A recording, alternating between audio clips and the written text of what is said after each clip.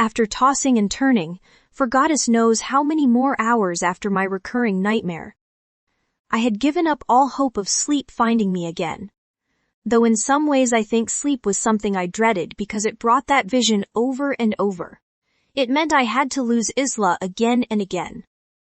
The pain had been the worst pain I could ever imagine. I, like so many others, had heard of wolves losing their mate and the damage it could do to them, but never thought much of it. Though, I suppose as a young and carefree boy, enjoying my life and having fun, why would you? But at the age of 17, fate had decided that was what fate would be dealt to me. I was to discover exactly what the pain could be.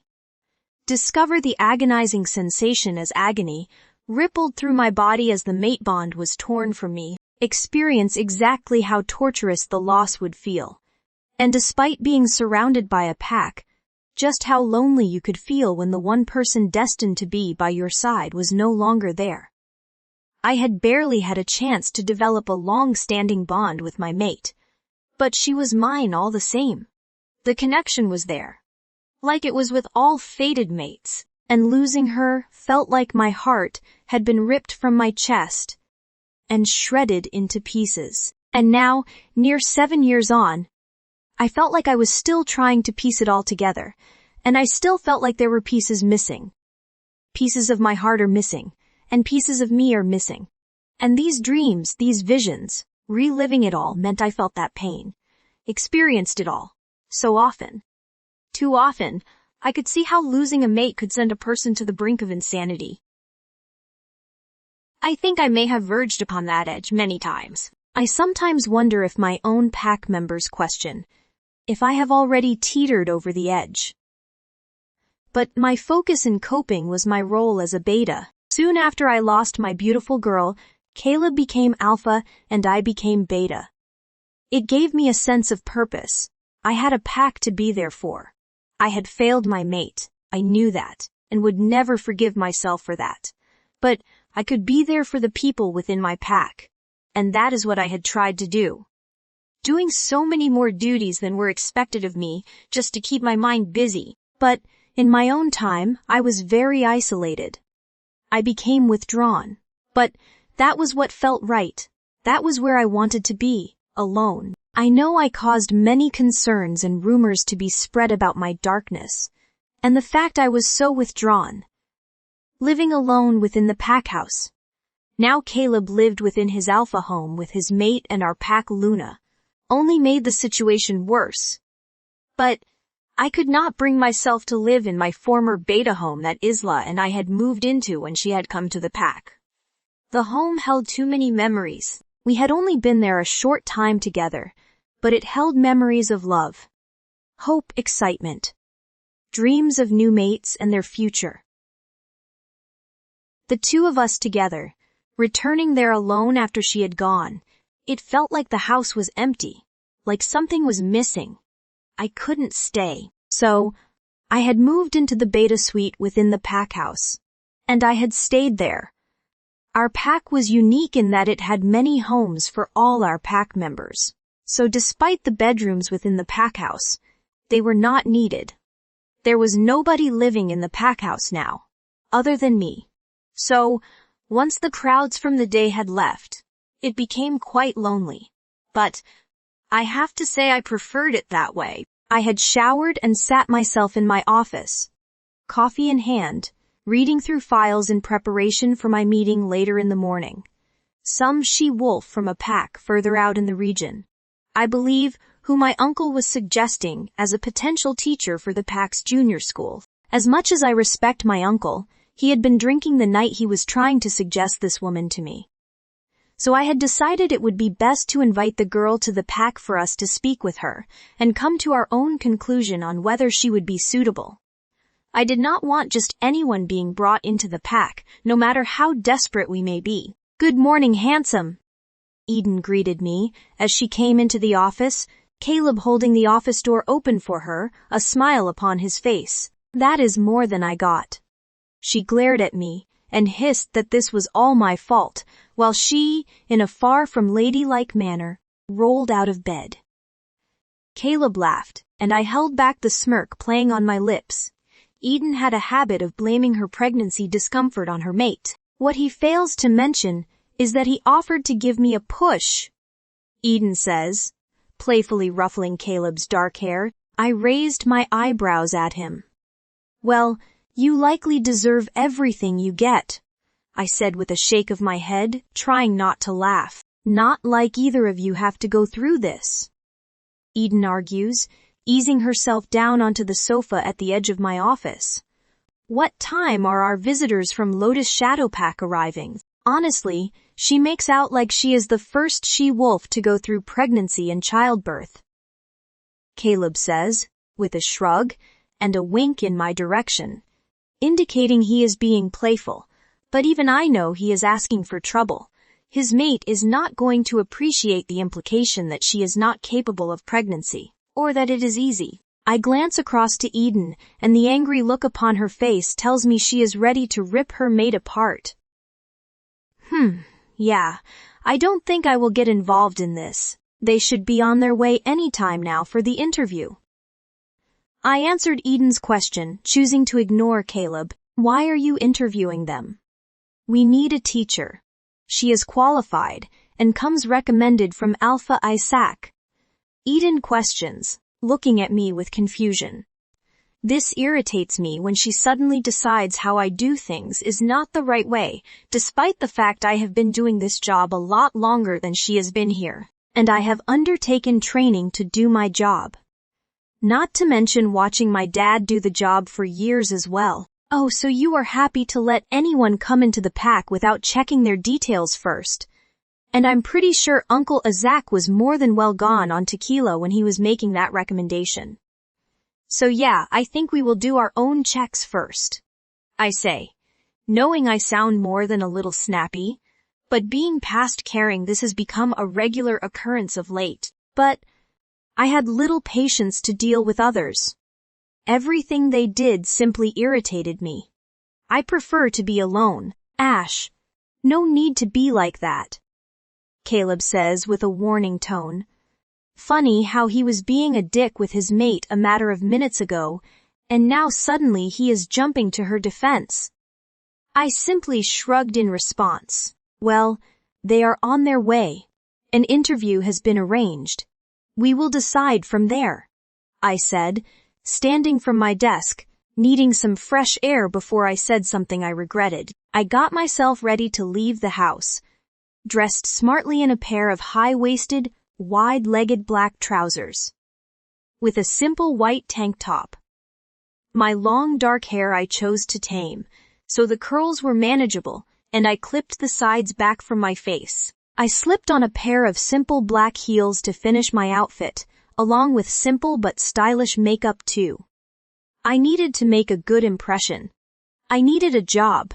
There had still been no responses despite all the applications I had sent out. You ready to go by? My dad called up the stairs, and I smiled. He was not wasting the opportunity to go and see his friend, former Alpha Isaac, again. After we had called the pack and requested an appointment to discuss the role of teacher in the pack, my dad had messaged Alpha Isaac to let him know, and instantly he was invited to come along too. Personally, I think it was just my dad's way of coming along to keep an eye on me. Ever the protective father. I have since learned the two of them had played football together in the interpack football squads many moons ago. Back when my dad considered himself quite the footballer. Back when he could actually run around without feeling like he would collapse and have a heart attack. No, I shouldn't be mean. My dad was still in quite good shape for a guy his age. That came with being a beta of the pack, I guess. He had no choice but to keep training and had to stay at peak fitness. I picked up my bag from my bed with my qualifications, as well as examples of some of my teaching styles I preferred. Coming, I called, slipping out of my bedroom, only to be greeted by my older brother leaning on the doorframe of his bedroom door, with a dirty look upon his face. I'd say good luck, but... He paused. Nope, I don't want to. You will fuck it up like you do everything else, he says with a nasty laugh. I rolled my eyes at him. sticking my middle finger up at him, before turning my back on him, before walking down the stairs to meet my dad. "Come on, princess. Let us get you to this meeting." He smiles as we move toward the door. And for once I am actually glad to spend time with my dad because he doesn't seem to be on my case. Good luck, Bailey. I suddenly received a mind link from Harley. I felt a warm feeling rush through me. I was touched that he had even remembered my interview. The two of us had been for ice creams as planned the other afternoon, and had found plenty to laugh about as we caught up. He seemed quite an easygoing guy, and really friendly. He seemed quite interested in the fact I had done my degree and asked lots of questions about it. We had seen each other a couple of times since, casually around PAC. And chatted via text and call too. He had been really enthusiastic for me when I told him of my potential job interview, knowing how desperate I was to find work, though I don't know if he realized how far away this PAC was. "Thank you, Harley," I replied, "and thank you for remembering. I am just leaving now." "Bah, just in time then. I just woke up, so I am glad I caught you. You will smash it. Sweet cheeks." He tells me, and I hold back a little giggle. He keeps coming up with funny names to call me, knowing they will make me laugh. But my dad being with me means it is not a good idea to be laughing. As I do not need to be explaining this to him. "Thank you. I am with my dad now, so I will speak to you later," I told him, knowing it wouldn't be long until my dad were to notice my glazed eyes to signal I was mind-linking, and then he would be asking questions. Plus, I would soon lose the ability once we left the PAC as we would be too far away from him for the link to work. "Okay, bye. See you soon. Drinks on me if you get the job," Harley tells me cheerfully before cutting the link. I sit in the passenger seat of the car as my dad is driving through the quiet roads of PAC. Few people would be about at this time of day. We were setting off quite early as the meeting was scheduled for mid-morning, and we still had to get there yet. I was nervous, but I was excited too. I had been working toward this since I went away to study. This is everything I am wanting. I hope they like me and see the potential in me.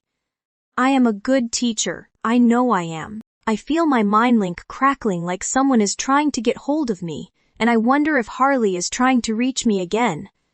But suddenly a voice I did not want to hear comes through loud and clear. I especially did not want to be hearing his voice today of all days. "Miles, where the fuck do you think you are going?" I chose to try and ignore him, knowing we were coming toward the PAC gates soon. So hopefully the PAC link would be lost, and he wouldn't be able to continue mind-linking me. I go to put my block up, but as I do, he forces through again. "Don't fucking ignore me, Bailey. You were told you would stay within the PAC, that you belong to our PAC, yet you chose to apply for work away from the PAC all the same. Go to your interview, or it will reflect badly on our PAC, and you will not make us look bad. You cause us enough issues as it is, but you will not take that job. Do you hear me? Or I will find ways to make you regret it." A cold chill spread across my body at his words. Why would anyone threaten something like that?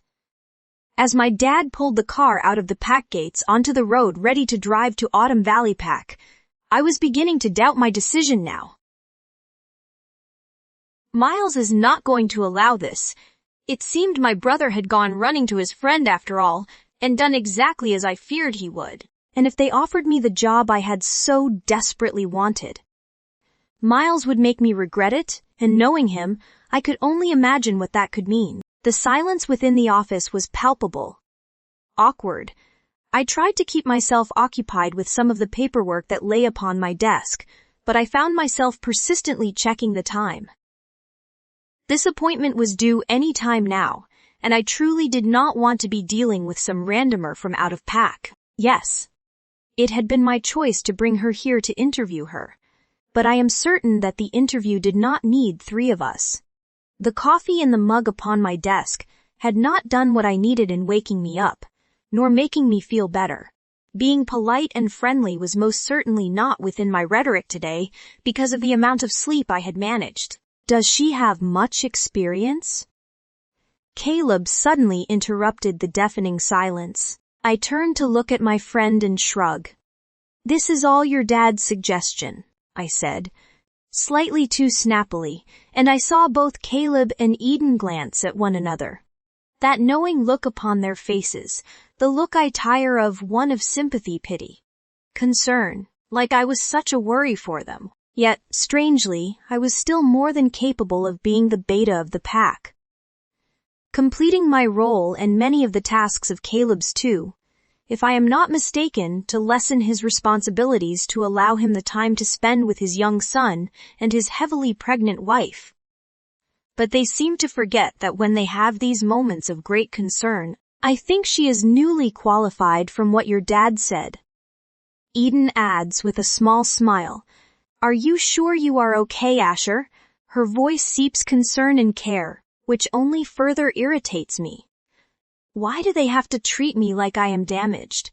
Like I am a fragile piece of glassware or a ticking time bomb? I looked toward her, raising my brows as I met her beautiful blue eyes. Yes, Eden, I am fine. Think we covered this already. I am just tired. I dismissed her. Though if this girl is not here soon, her meeting will be cancelled. We have better things to do than sit around and wait all day for her. Eden glanced at her husband and mate once more before smiling a tight and uncomfortable smile.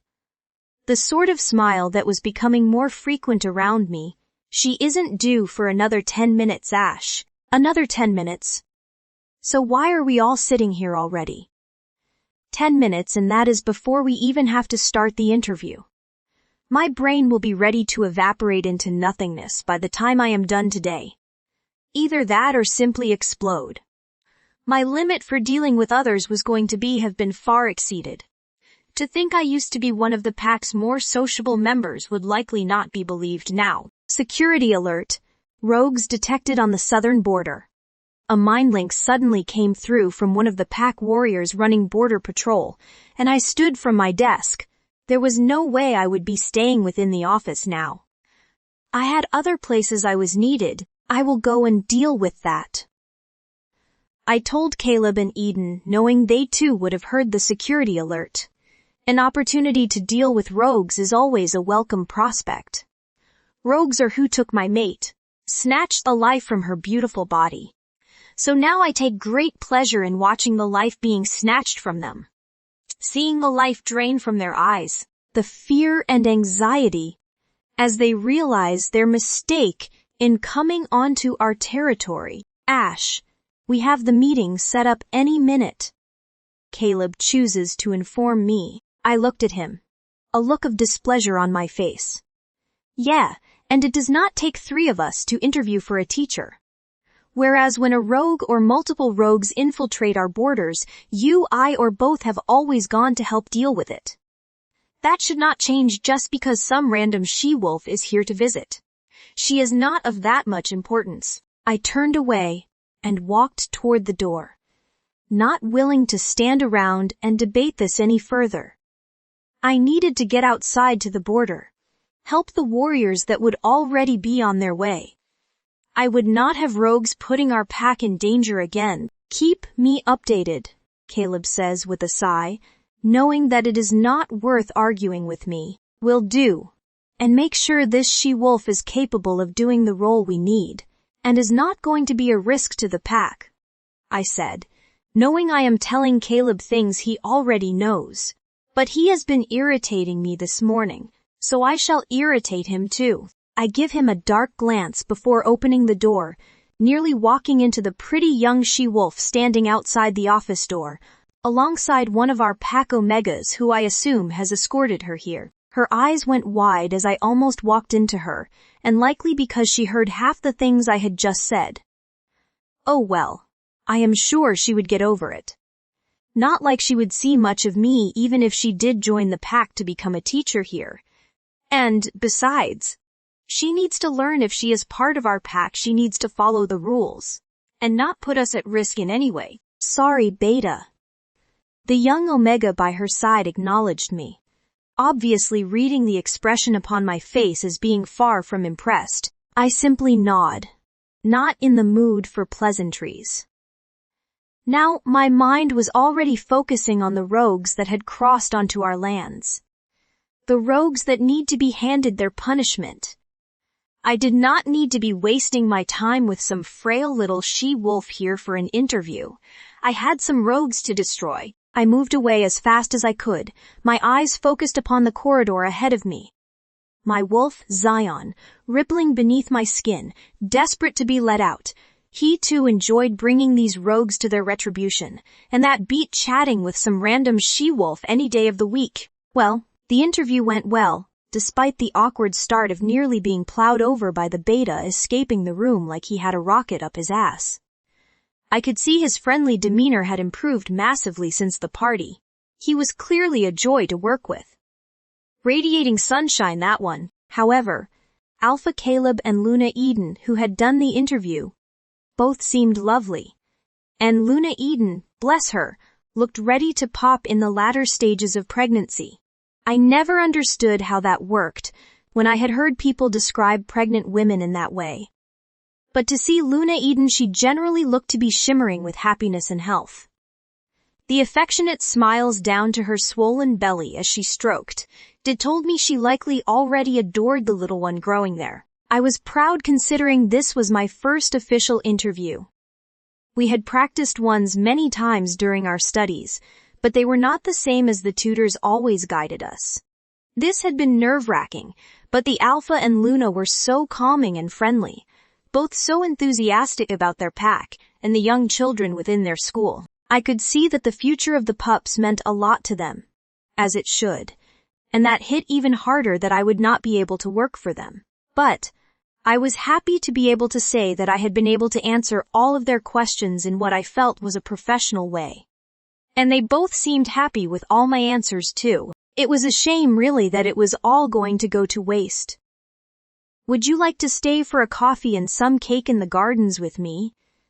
Luna Eden offered, with a friendly smile as she led me from the office. An excuse for cake is always good, she told me with a wink, and I couldn't help but laugh. How could I refuse that offer? I guess I could do that. And, to be fair, I have likely lost my dad for a while anyway. He came with me to see Alpha Isaac, I told her, with a small shrug. Oh, I will set you up a bed, because once he starts talking, you could be here forever. She grins, and again I find myself smiling at her friendly disposition. I am not going to complain about coffee. I love coffee. I tell her and she nods. And like you said, an excuse for cake is always good. See, you are perfect. Agreeing that coffee and cake are needed instead of telling me I don't really need them. Though I am not supposed to have as much now. Coffee, I mean. She tells me, stroking her belly as we walk along the packhouse corridor. Apparently not good for the little one. I followed all the guidelines with my first, and he still came out as daft as a brush. So, I do wonder if it truly makes a difference. I smile. Obviously, I have never had children, and now my fated mate has rejected me. It is highly likely I never will. But having trained to work with children, I do know that no matter how you try, they were all characters in their own rights, and I thought it was truly wonderful. They had the ability to brighten your day with the simplest of words. I imagine he is adorable, I said to her as we entered the kitchen. Well, if you will accept the role of teacher in our pack, you would have the pleasure of teaching him in a couple of years. I bet you will soon change your mind, Luna Eden says with a chuckle as she walked to the coffee machine. I held back the frown that was threatening upon my face. I would love to take the role here. I truly would. The pack is beautiful, and the way they described the school and the teaching role sounded so lovely. It would have been ideal for me, but I know I need to seriously consider the things that Miles has said to me.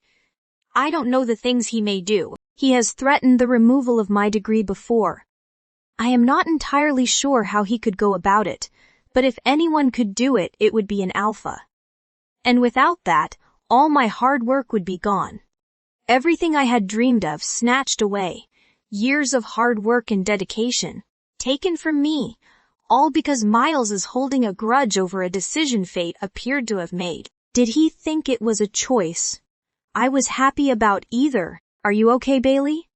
You look awfully deep in thought there. Luna Eden's voice interrupted my thoughts. Her beautiful blue eyes focused on me with a look of concern. I am only joking. Maddie isn't that bad. Please don't let what I said about him put you off the role of teacher here. I don't want her thinking badly of me, so I just smiled. Oh, not at all. Sorry. Just me, daydreaming. Of working here, I hope. She says with a wink, moving toward the refrigerator to remove some cakes. Because me and Alpha Caleb had said we think you would be perfect for the position if you would like to come and work for us. I let out a guilty chuckle. She truly seemed determined to convince me to take the job here. And I wished I could accept, but Miles's threat is laying heavy on my mind. I know how nasty he can be. I don't think it is worth the risk. It is something I will be giving some serious thought to. I lie, because I know that, in truth, my decision had already been made for me the moment Miles had mind-linked me as we left the pack. He would not allow me to work elsewhere, or for another alpha. Especially if that meant living off our pack. He may have rejected me, but he still considered me his. And because there was nobody else who knew of this other than Ellis. There was nobody I could turn to for help nor advice. Miles knew I was stuck. He knew he could do as he pleased. And he seemed to be loving every moment. After a lovely hour sitting in the beautiful gardens with Luna Eden, enjoying the most delicious of cake and coffee, my dad had come to find me and see if I was ready to come home. He seemed excited to hear that Luna Eden was keen to have me come and work for her.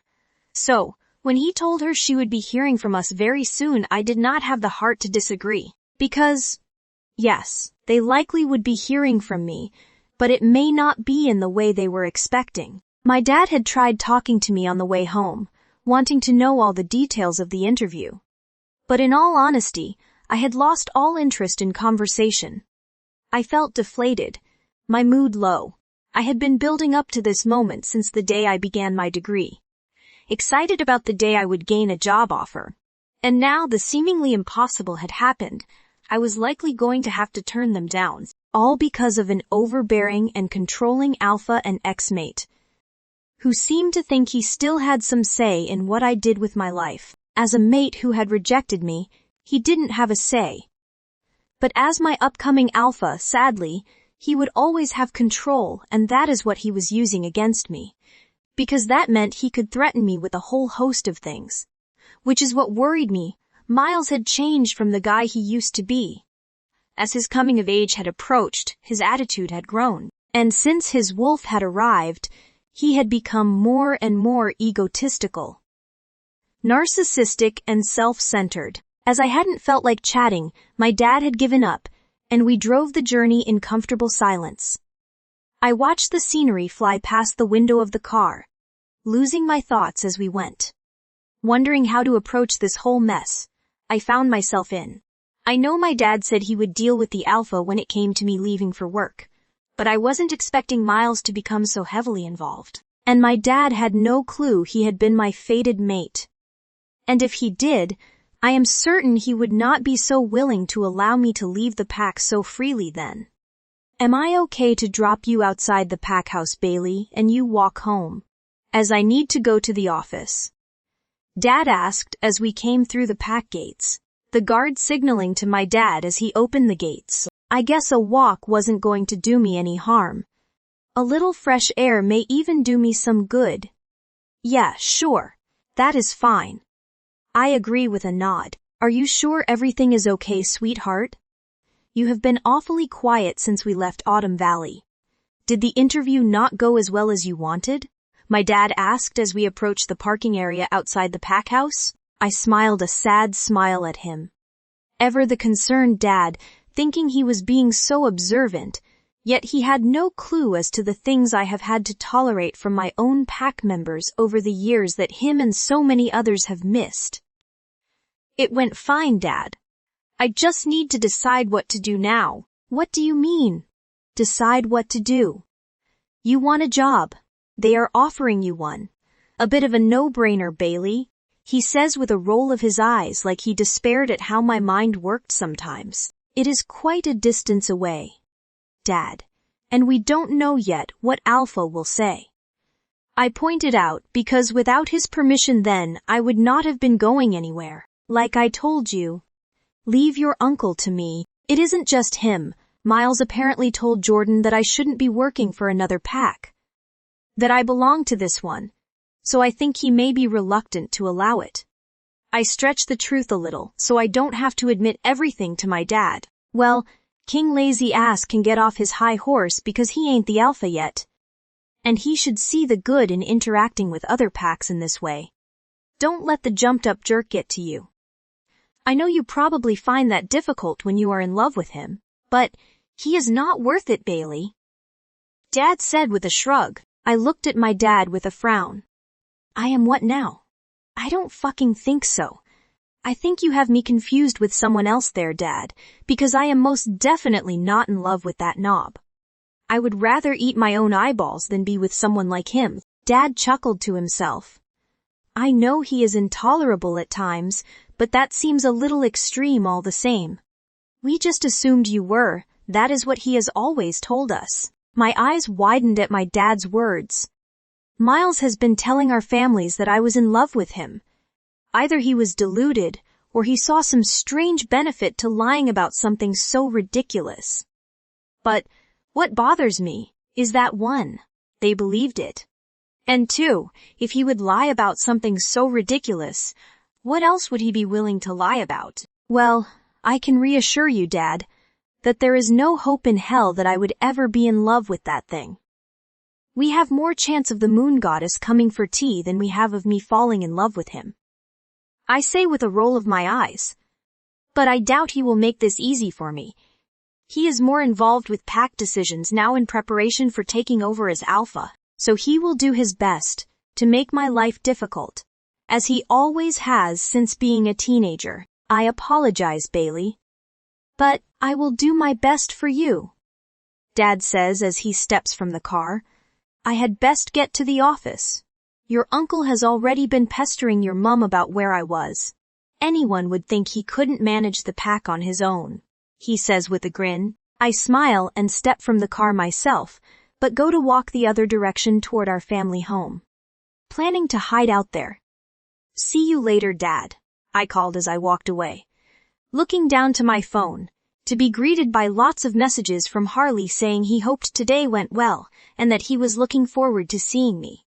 He was sweet, bless him. I was just about to mind-link him to let him know how it went when a heavy hand gripped hold of my shoulder.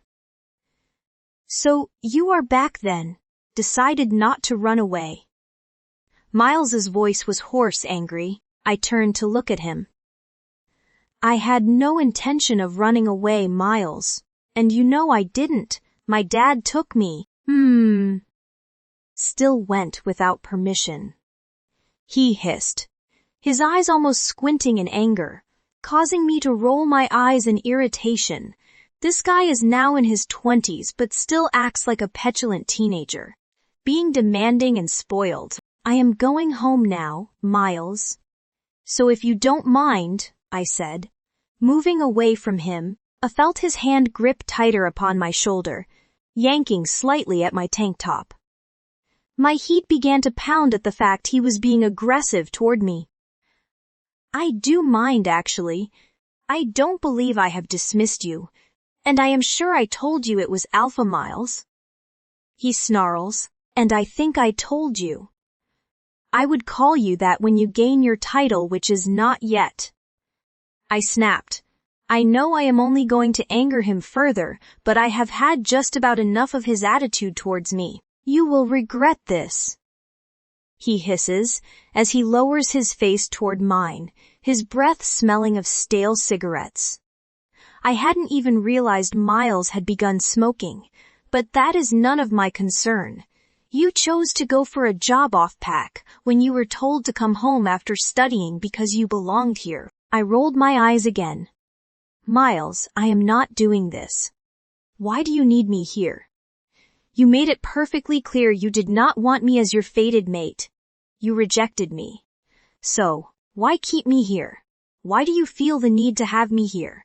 Does it make you feel in control? Because I will not have that. I will go to your father and explain it all. The rejection, everything. Miles's eyes flashed darker, telling me his wolf is lingering now. His hand holding me is shaking now. I have definitely caused him to be angry. You will not go to my fucking dad, he roared. I would lose everything then. They would either make me take you as my fucking mate, and why would I want you for a mate? Or he would take away my title for rejecting the fated mate I was given. Bailey. I heard Harley's voice nearby, and both Miles and I turned to look at him. Eyes wide. The look upon his face was one of shock. There is no denying he had heard everything, though talking about something like this out in the open, and when so angry too, was never going to be the best of ideas. Harley. I began. He is your fated mate? He stutters, his tone a mixture of shock and hurt. Miles interrupted. She wanted me to be, though she has always been in love with me, clung to me, like so many of the other girls. But this time she was telling me about the fated mate bond. She was adamant about it. But I wasn't feeling the bond. He lies. And I see a disgusted look pass over Harley's face, like his whole opinion of me had changed in an instant. He believed the words Miles was telling him. The pain in my heart at that realization was immense.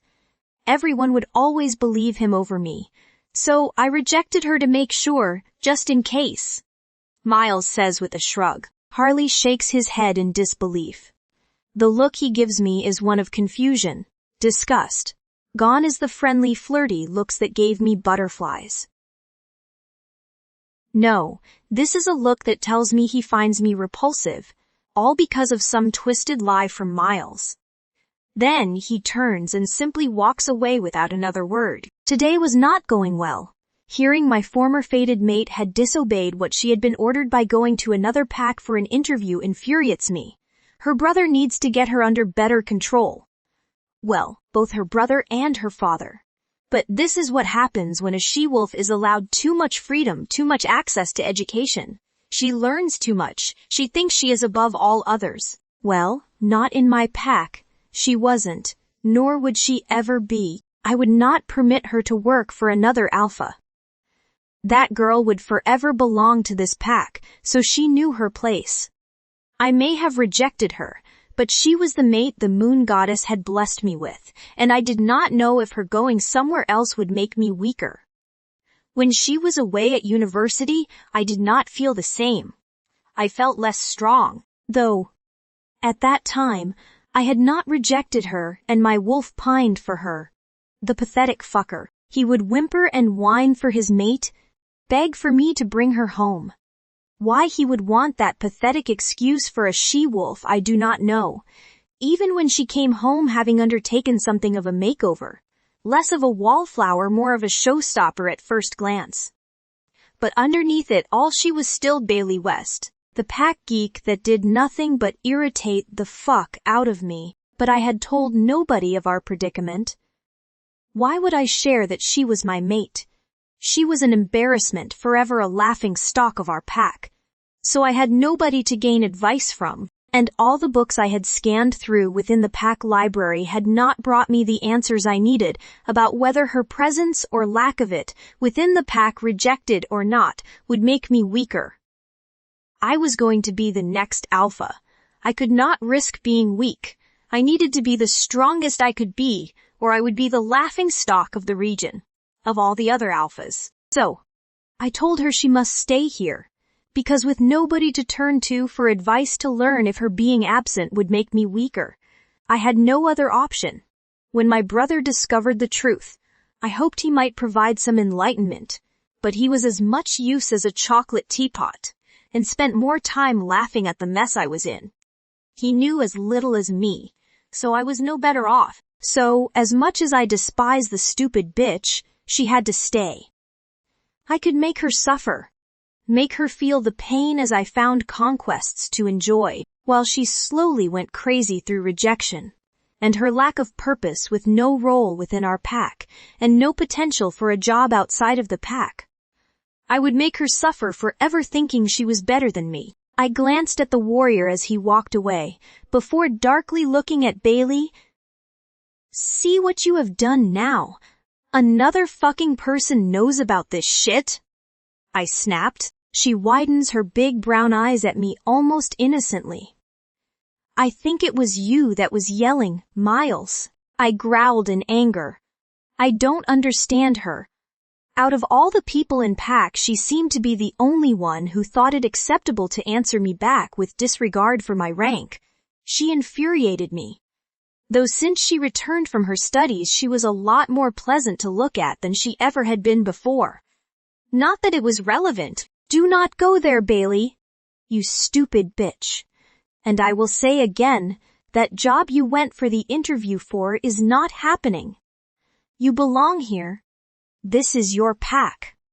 I will be your alpha soon enough. You will answer to me and no other. I dictate, because I know that I need her here to ensure my strength. She was my fated mate, or had been until I rejected her. The fated mate brings strength to their significant other's wolf. I would not risk that. Not for anything. She would have to suffer. So you keep saying. She rolled her eyes, and I felt anger rippling under my skin. I needed to get away from her before I knocked her flying. I have been taught not to hit a woman. But this one, well, she pushed those boundaries and certainly tested my control. Besides, I needed to speak to that warrior Harley. I think Bailey called him. I shook my head at her and walked away. Harley, are you free to talk? I mindlink as I move away from the psycho bitch. I truly did not need this today. My head was battered as it was. Seeing your best friend find his fated mate was not the easiest thing in the world. I don't think it would ever have bothered me if I had not been through what I had with Bailey. If I had been blessed with the fated mate I deserved, then seeing your friend meet his fated would be a good thing. But instead it filled me with rage. Rage. And envy. Especially when she was a stunner. A she-wolf to be proud of. Like a fucking beauty queen. Curves in all the right places. A seriously amazing personality too. How is it that Jordan has fate bless him like that? Yet I get lumbered with his fucking sister. Something seemed to be wrong somewhere. It truly did. But seeing Jordan meet this new mate of his, Gia, when she was visiting with some training warriors, was like something out of a fucking romance chick flick. Quite sickening, and Jordan now was all puppy dog-eyed over her, and it just made me realize how much I have missed out on by being fated to Bailey. It makes me hate her even more. Sure, Alpha. What is up? Harley responded. I think he likely knew what was wrong. He had overheard a private conversation that was not for the ears of the pack, but if he wanted to go down that path, then we would do that. I just wanted to discuss what you overheard. I told him via our link, as I had lost sight of him while arguing with Bailey. That Bailey was your fated mate? He replies, and I feel my temper rippling. Did he not believe the things I told him? I saw the way he looked at her. He didn't look impressed with her, though I had not realized he and her were that close. Jordan had mentioned there was a warrior sniffing around. Not that I cared, of course, but he looked hurt by my revelations, so I assumed he had taken what I said at face value and believed me. She believed she was. I never felt that connection. I repeat my lie from earlier. I don't think you can have one-sided bonds, Alpha. Harley argues, taking me by surprise. This is some random warrior, and he is questioning my view on something. How fucking dare he? Are you saying I am lying? I snarled through the link, feeling my wolf, Jet beginning to push forward, desperate to go and punish this fucker. I was his alpha, or would be soon enough. Well, you seem to be saying Bailey is lying. He came back. The blood pumping through my body feels like it is racing right now. My head hurts. My jaw clenched so tight. Bailey lies a lot. I am surprised you haven't worked that out if you spend so much time with her. I counteract, giving him something to think about. I imagine he won't think so highly of her if he believes that. Now, where are you? At my training session, he says. Knowing damn well I can hardly go and confront him in front of a crowd of warriors in the pack gamma, and then I am going to see your father. His words register in my mind. Why the fuck did he plan to talk to my father? If he thought for 1 second he was going to expose any of this shit, then he had another think coming. I would kill him before that happened. I strolled through the rest of the pack while trying not to think of Miles. He was nothing if not persistent. I could think of no reason why he kept me here, other than the fact he gained some sick pleasure from seeing me suffer. And, the way he has changed in recent years, I would not be surprised if he had turned into some sort of masochist. I hated that things between Harley and I were likely now ruined. The way he had looked at me had hurt. He had believed the words coming from his upcoming alpha. But then who wouldn't? He was the next alpha. Most, if not all, would believe him. Why would they doubt him? He was the golden child of the pack. Little did they know the only thing golden about him was the reflection of his glowing satanic eyes. I knew I had been naive to think there could be anything between Harley and I. Harley had a fated mate out there. He would have believed I did too. Obviously I knew better. But I have been enjoying our time together. He made me feel good, and perhaps stupidly, a tiny part of me had considered that if things continued then a chosen mate bond one day could be something to contemplate. Couldn't it? A chosen mate bond is sometimes thought to be stronger than a fated one, because it is one that is chosen. Your heart and soul pick it. The connection is already there before the bond is created, not that it would even matter. We had barely been seeing one another. We have been on a few dates, and he had taken the word of Miles over me anyway. My eyes drifted to the warrior training field as I walked past toward my home. I could see them working hard under the rays of the sunshine. Some in human form, some shifted into their wolf form. Rather them than me in this heat, that is for sure. Bailey. I heard Harley's voice as I continued walking and turned around to find him jogging across the field, and he suddenly leans on the wall separating the field and the path. I was so unsure of what to say. So I simply smiled in greeting. He looked a little sweaty after training, and no doubt the run from the training field. He was wearing training shorts and his chest was bare, revealing his toned chest and upper arms. I did my best to avert my gaze from his body, which I have to say was quite difficult, when there was quite a lot to admire. You can definitely see why he was a warrior, having fun thereby. Harley's voice was light and playful, which took me by surprise considering the way he had walked away from me earlier. I met his gaze with a frown. I am sorry about earlier. Not that it likely means much, but why didn't you tell me? He questions, and I can sense irritation in his voice. Despite the fact he is trying hard to stay calm, he told me nobody could know. I whispered, avoiding his gaze. How long have you known? Harley tilts his head to look at me curiously, and I can see his mind working overtime. Bailey, you and he have known each other forever. Was this since he first shifted? Miles had sworn me to secrecy. Never to say a word to anybody. Yet, here I was being confronted by someone who had worked it all out because of Miles yelling at me. Would that be considered my fault? I don't know what to do. I just looked at Harley, my eyes meeting his as I chewed my lip nervously. I will take that as a yes. Harley says with a sigh.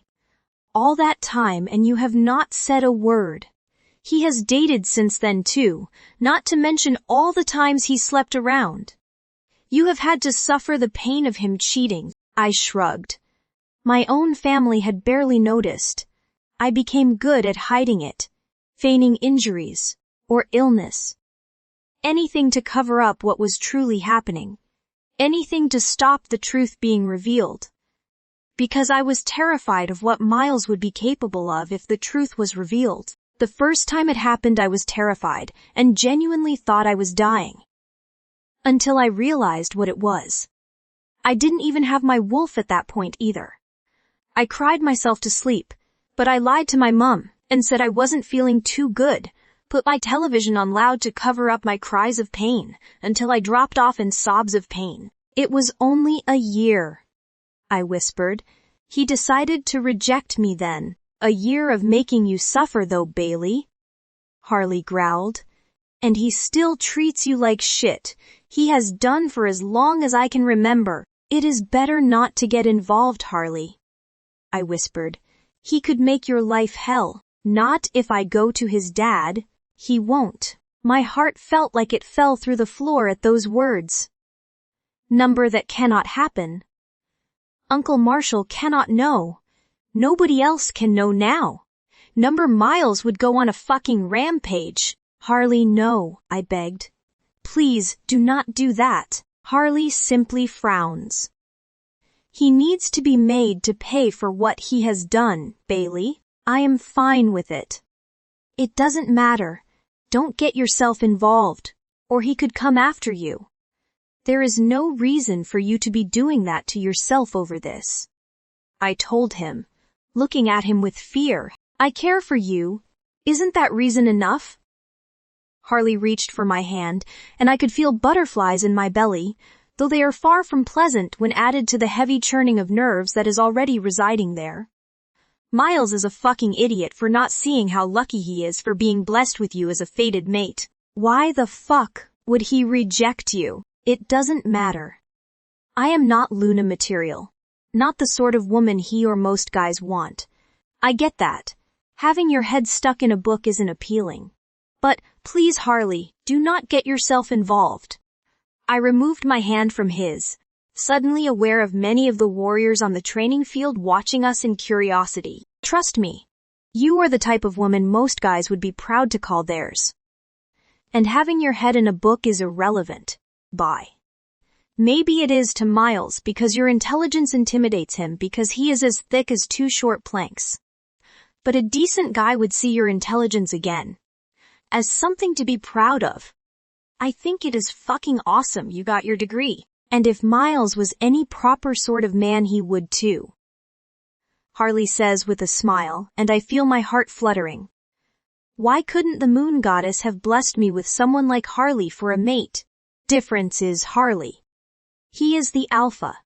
And he had made his choice. So, we have to go with that. So please do not make this harder than it is. I begged him and he rolled his eyes. Fine. But you should know I don't agree with it, Bailey. It is for you. I am keeping quiet, not him. At least tell me your interview went well. I sighed. It went really well. That's my girl. Harley grinned proudly at me. I knew you would smash it, so when do you start? I slowly shook my head. I can't. His face changed in an instant. This is him again, isn't it? I avoided his gaze as I spoke. It isn't that simple, Harley. You are a fucking fool. Bailey, he says, before turning away to walk to the training field. Again, intensely aware of the many warriors glancing in our direction, I did not want to call his name to try to get him to come back. So, I went for Mindlink instead. Harley, please, try to understand. He scares me. Well, why do you think I am saying his dad needs to know? He responds. But he doesn't turn back. He continues to walk toward his training session, so I assume our talk was over. He has told me if I do anything he will make me regret it. Making me lose my degree was one threat. The other threats have been he would find ways to make me regret my decisions. I dare not think what he could do. Harley, you all see him as the wonderful upcoming alpha. I have seen him as a lot worse. Trust me. I tried to find a way to stay away after my degree, but he wouldn't allow it. And now it seems he won't allow this job either. He said I belong to the pack. I blurt through the link, not sure why I was telling Harley everything. Because I know if someone else knew, then he could do something. He could well confront Miles and I would be in serious trouble. Shit, bye. You need to get away. I know. But every time I try, he blocks it. My only way out would be a mate. But as you know, that won't happen because he was my mate, I told him. What if I took you as a chosen mate? He suggests, and my heart feels like it is going to burst from my chest. Butterflies flutter through my tummy while goosebumps spread over my skin. Did he really just suggest that? You don't need to do that.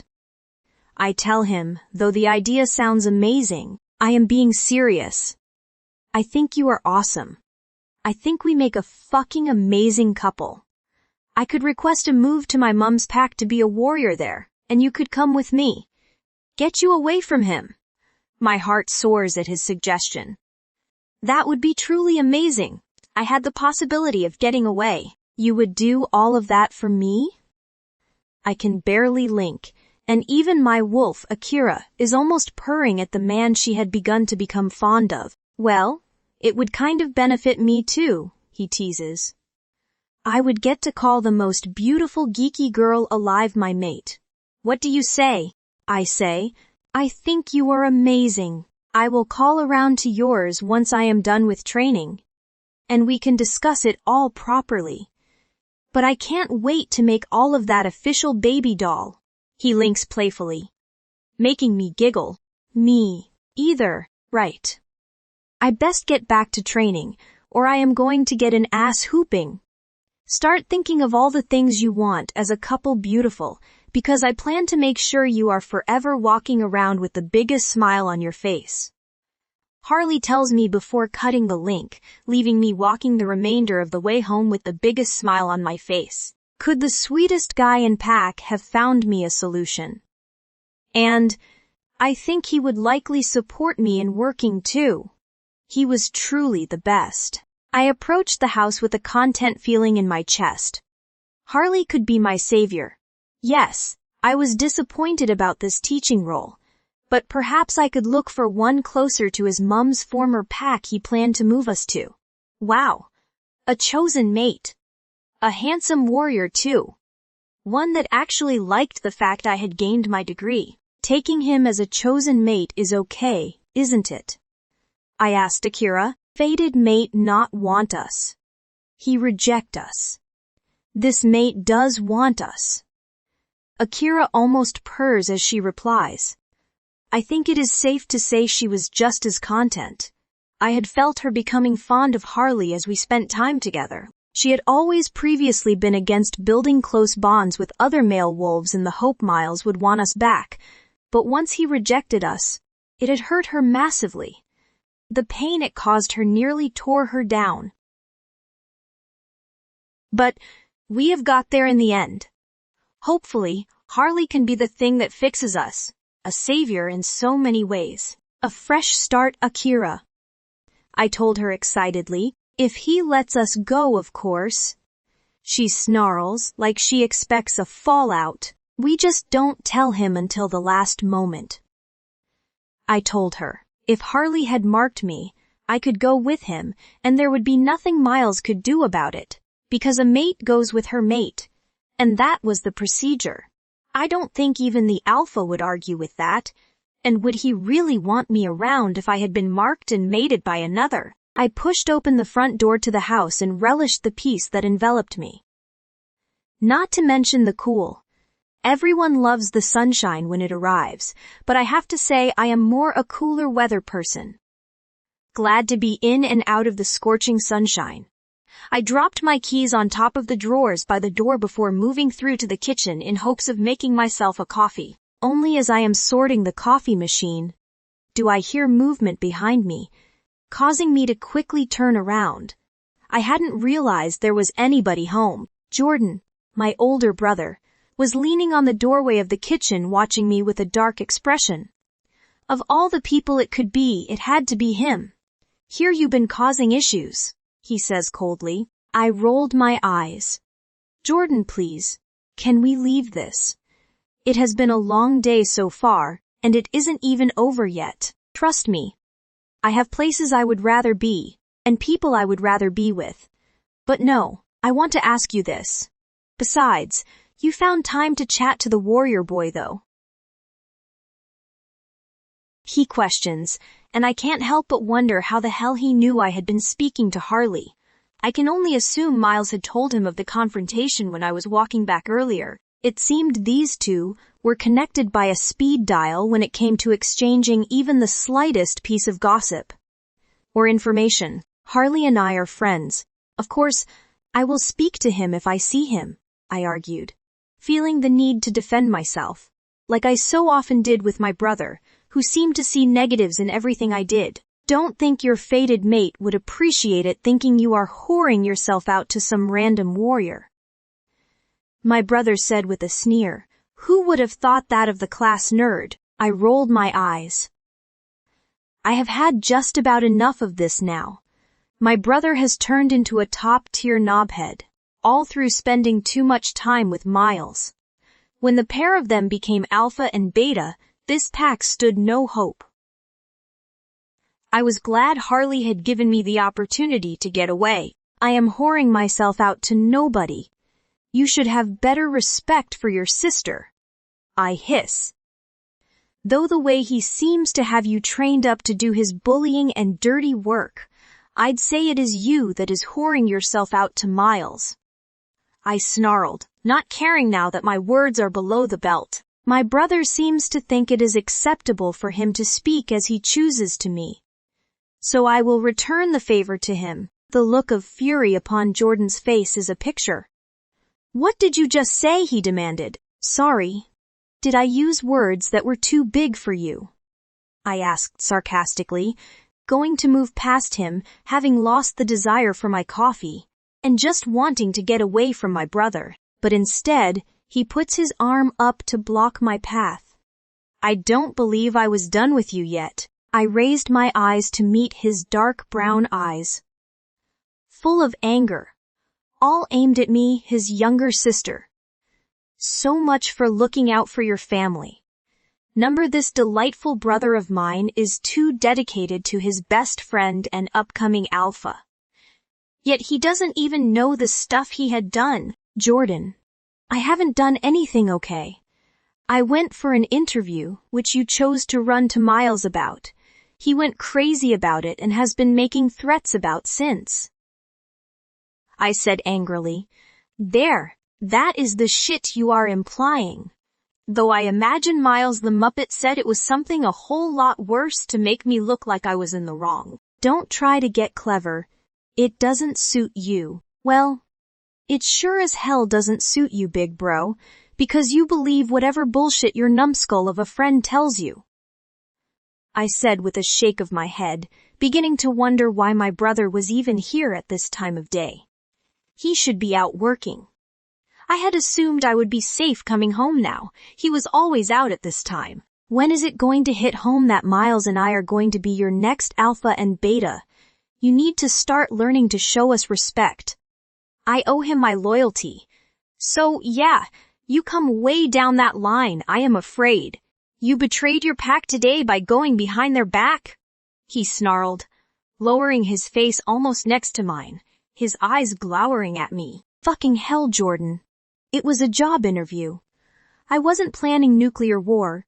Maybe you want to ask yourself why that big bad friend of yours is so desperate to keep me here in his pack, I said, leaning back against the kitchen counter, my arms crossed aggressively, finally having given up with trying to hide the truth. If Jordan knows, he fucking knows.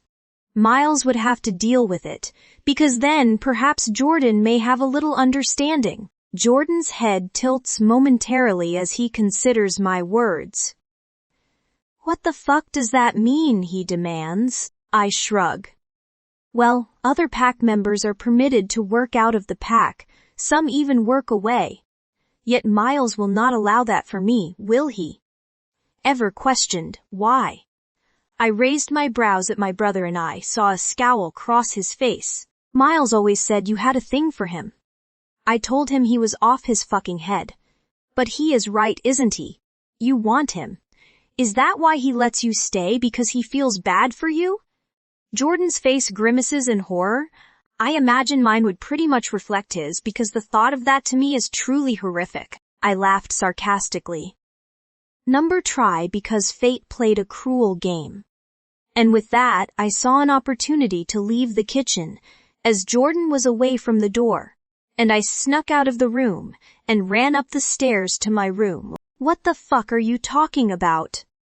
Jordan now mind-links. I chose to ignore him, letting him think over my words.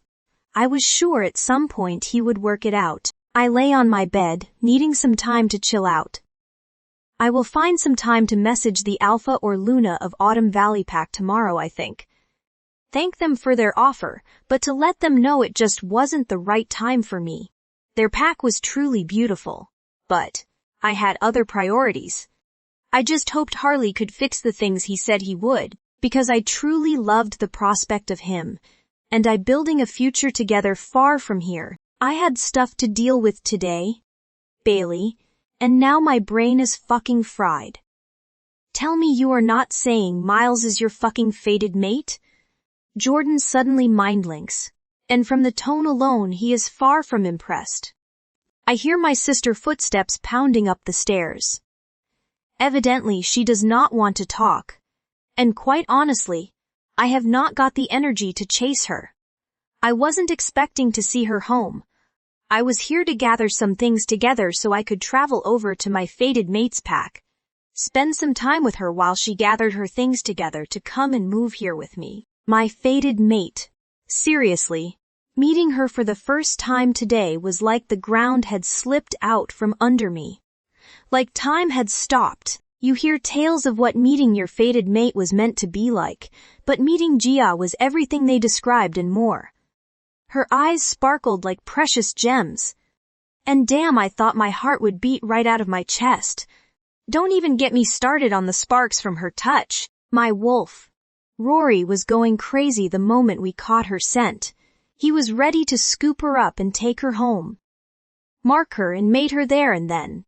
We had been waiting for our fated mate for what seemed like eternity, and now to have her here felt truly amazing. I wanted to have her home with me as soon as I could, so I had suggested that she return with her family to her pack, gather her things, and I would come and stay with her for a few days in her pack.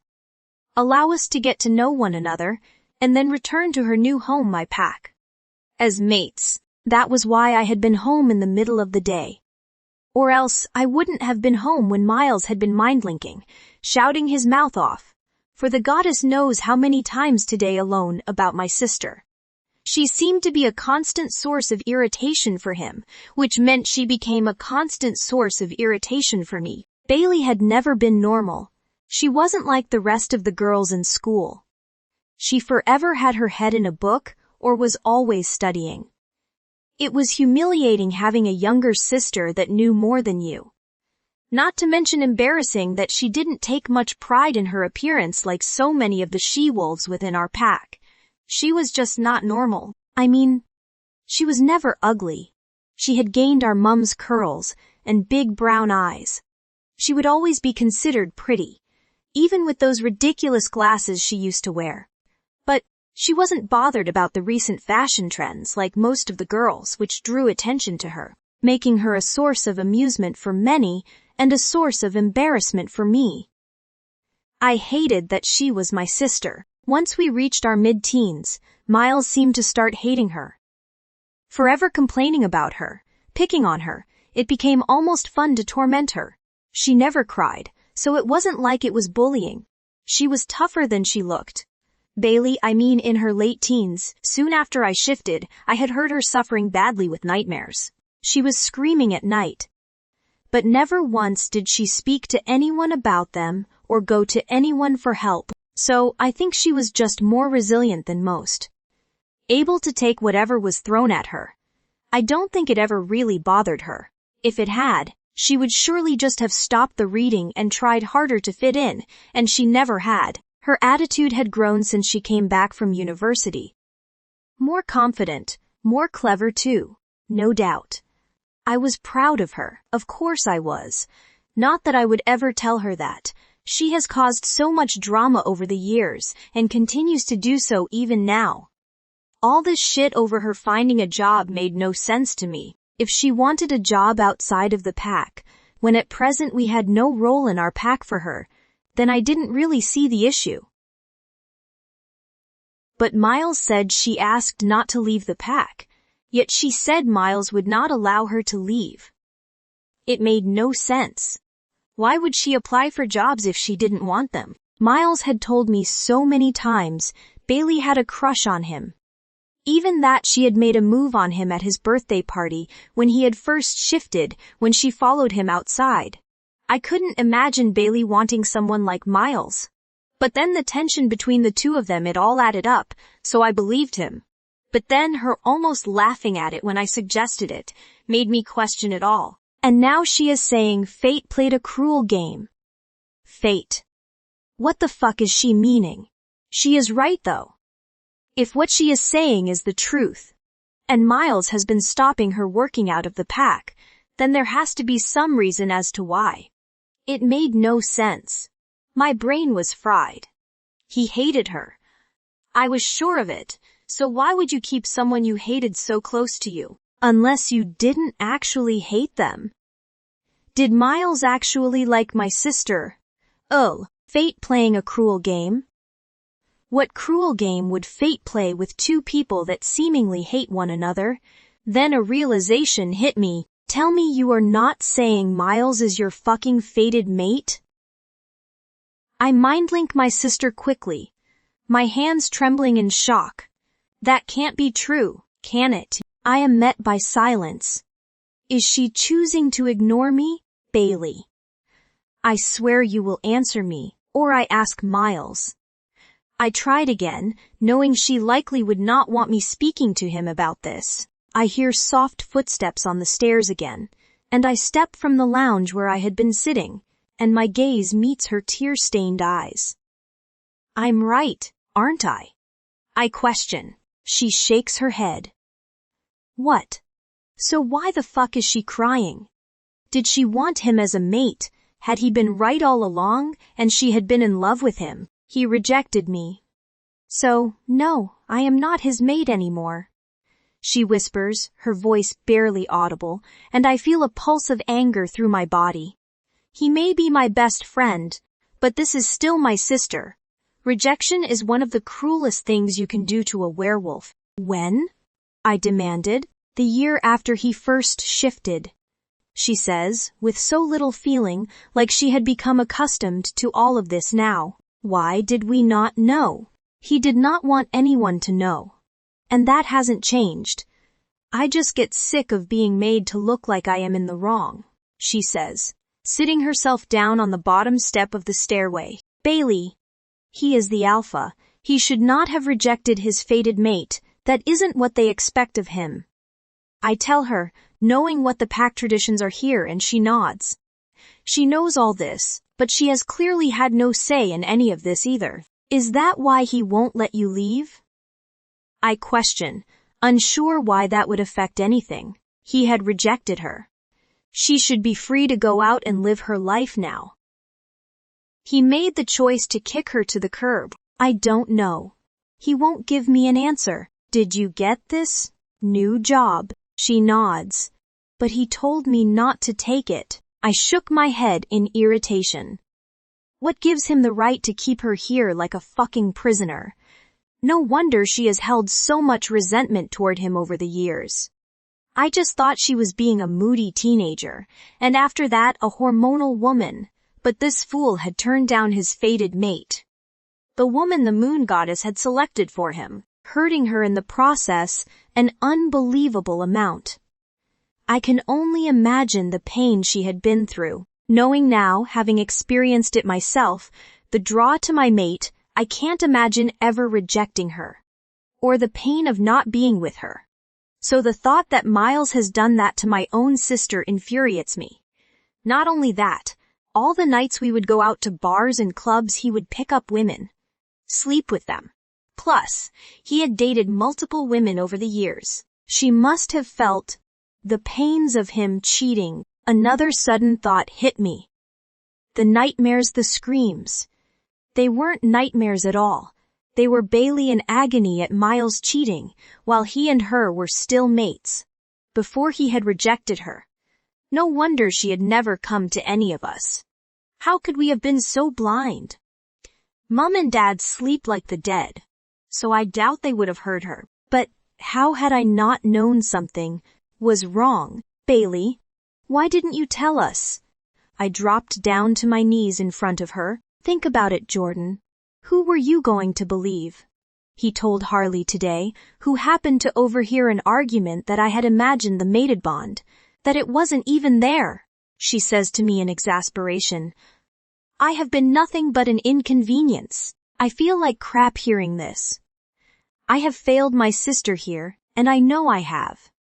Though never in my wildest imagination would I have thought my sister would be fated to my best friend.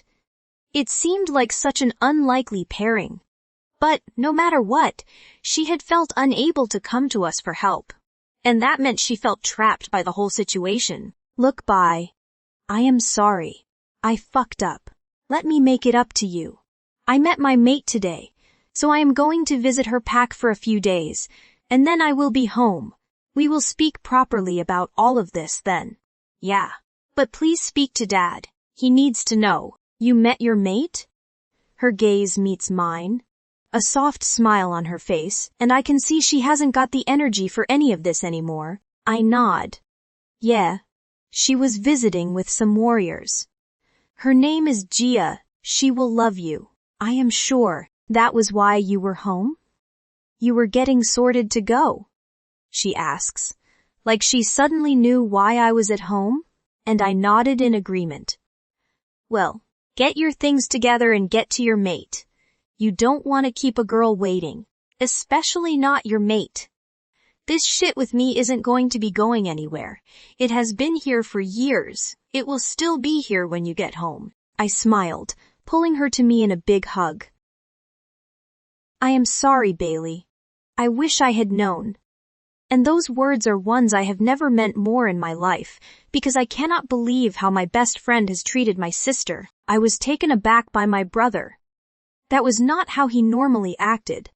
Could him meeting his mate have changed him?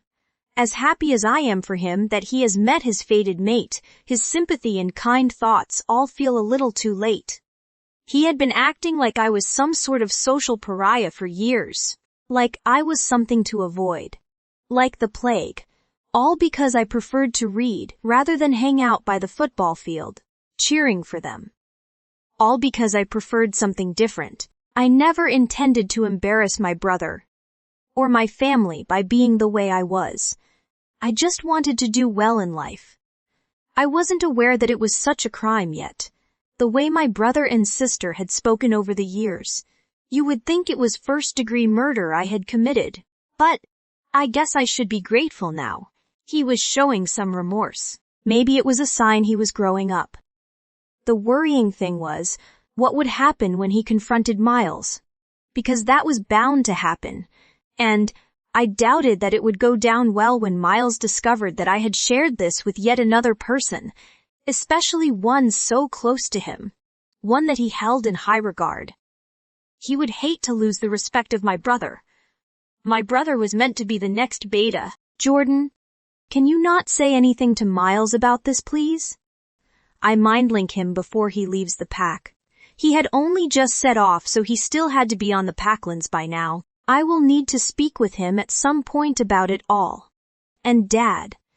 Likely his dad too. He broke the rules by. Not to mention treating you terribly. That may be the case. But as I see it, it is in the past now. I tried hard to dismiss it, so focused on the future that Harley had promised me. I don't want that to be put at risk. The things Harley had spoken of had given me a chance of an escape from Miles. From this pack. From everything I had struggled with for years, Harley respected me for who I was. I could be me around him. And he liked me for that. I could not put that on the line. It will never be in the past. It needs facing up to.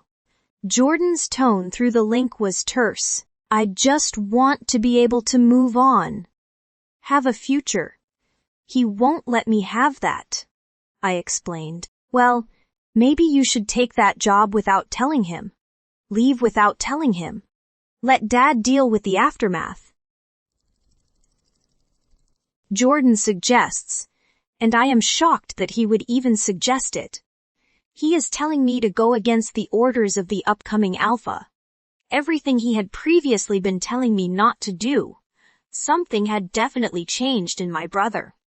This was so strange. That is disobeying a direct order, Jord. I link, my hands trembling, and the thought of what could even happen. Yeah, but I, as future Beta, am giving you an order. And I imagine when you tell Dad all of this, he will tell you the same. They are orders to follow. He broke the rules by, you need to do what is right for you for a change.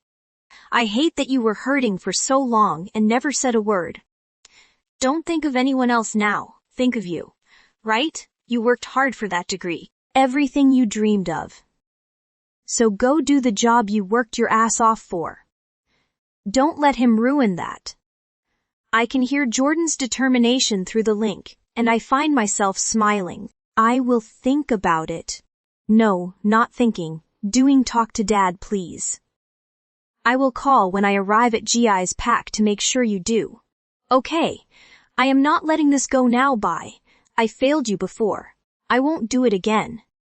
You haven't got a mate to have your back, so you need us to have your back instead, more than ever now. We haven't had it properly so far, and we should have. Time we made up for it. Jordan links. I take in all the things he says, and I wonder if he is right. Maybe I do need to put myself first. Could I actually do that?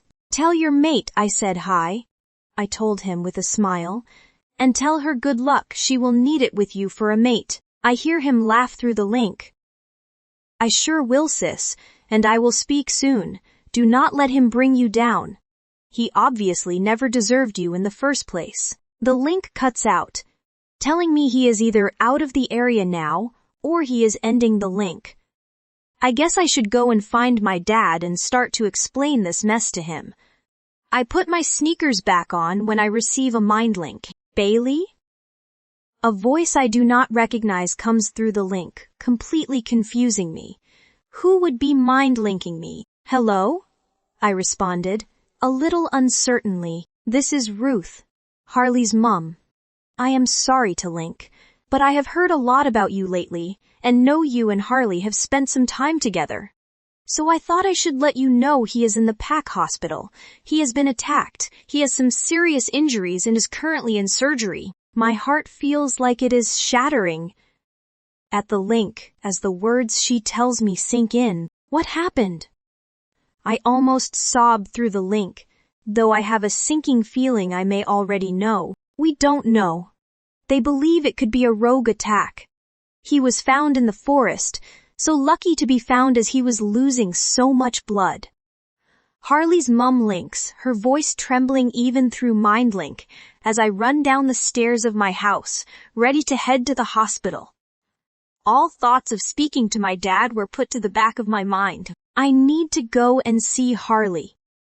See if he will be okay. For if my thoughts were right, he was likely not meant to survive. My mind had been distracted all of the day. After seeing Bailey, I had gone to the gym and took my anger out on the punch bags. But it had not done what I had needed. Not like it usually did. My wolf jet, enraged at the sense of distrust from one of his own pack, needed to be allowed out. He needed the freedom of space and time to run. He enjoyed the thrill of hunting and taking his anger out on some innocent small prey, making them suffer because of his wrath, and today was worse than normal. This warrior boy had truly gotten under both of our skin. I was the next leader, yet that fool was questioning me and my words. He was questioning the things I was saying. Bailey was a nobody.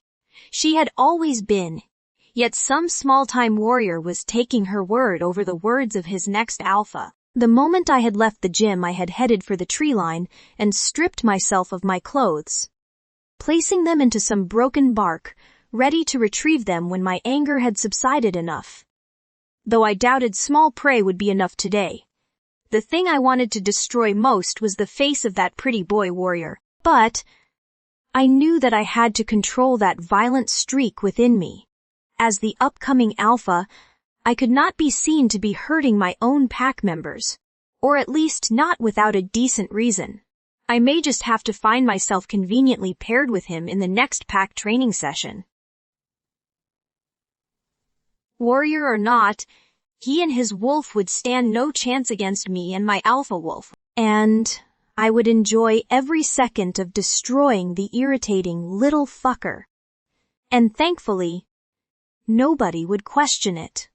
Perfect. The resentment swelled through every pore of my body, and every part of my wolf's being too, as my bones snapped and twisted, cracking and dislocating through the now swift and smooth shifting process of turning into my aggressive wolf form. And oh, today was he aggressive. The connection we shared was boiling with rage. It was bad enough that Harley thought he could answer me back, but to think he could go to my father, bring my whole reign into question, was something else entirely. He would live to regret that threat. I would make sure of it. Jet's feet pounded the floor of the forest at a speed so swift, as the breeze caught his gray fur while he dodged between trees and undergrowth. His eyes darted back and forth, searching for the sight of any prey he could punish. Anything to take his anger out on. I allowed myself to fall back within his mind, to give him the freedom he was craving to run and hunt. I sadly would find no freedom from the many thoughts weighing down my mind.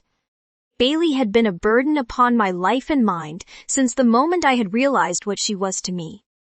I have since had to witness my own younger brother, and now my best friend, meet their fated mates and see their joy, both blessed with fated mates, worthy of the men they were. Yet I was given some pathetic excuse of a she-wolf. Seeing both Ellis and now Jordan with their mates only made me hate Bailey more. I had been brought up as the upcoming alpha, always given the things I wanted in life. That was how my parents had been. Some would call that spoiled, but to my parents it was just preparation for what would happen when I became alpha. As alpha, I would have all the things I wanted. I would be at the top of the pack and nobody would argue with me. I would be denied nothing. So, I was used to having everything I wanted, and I wanted the most beautiful of mates. One to show off. One to be proud of, and one that my friends would look at and be jealous of. So, when the time came, I expected the moon goddess to deliver. I expected a perfect fated mate, not some geeky girl that nobody would look twice at.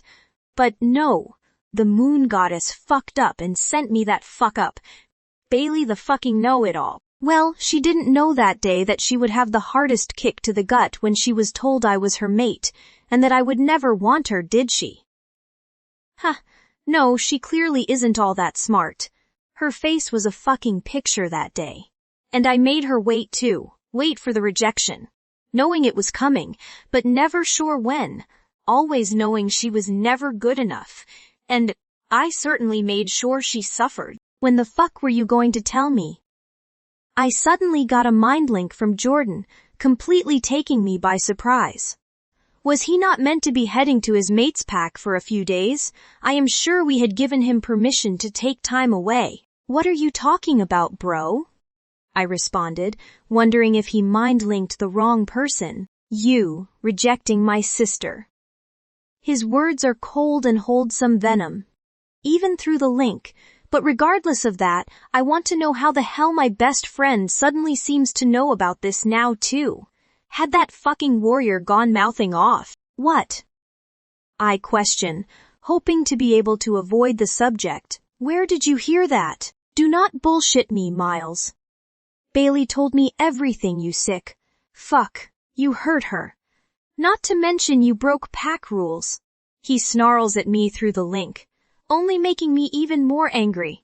And I can hear Jet snarling too, though I think that may be at the small rabbit he is now pouncing on. So, it was Bailey shooting her mouth off again.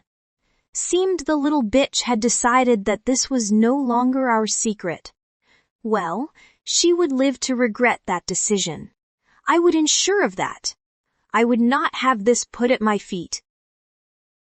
Oh no.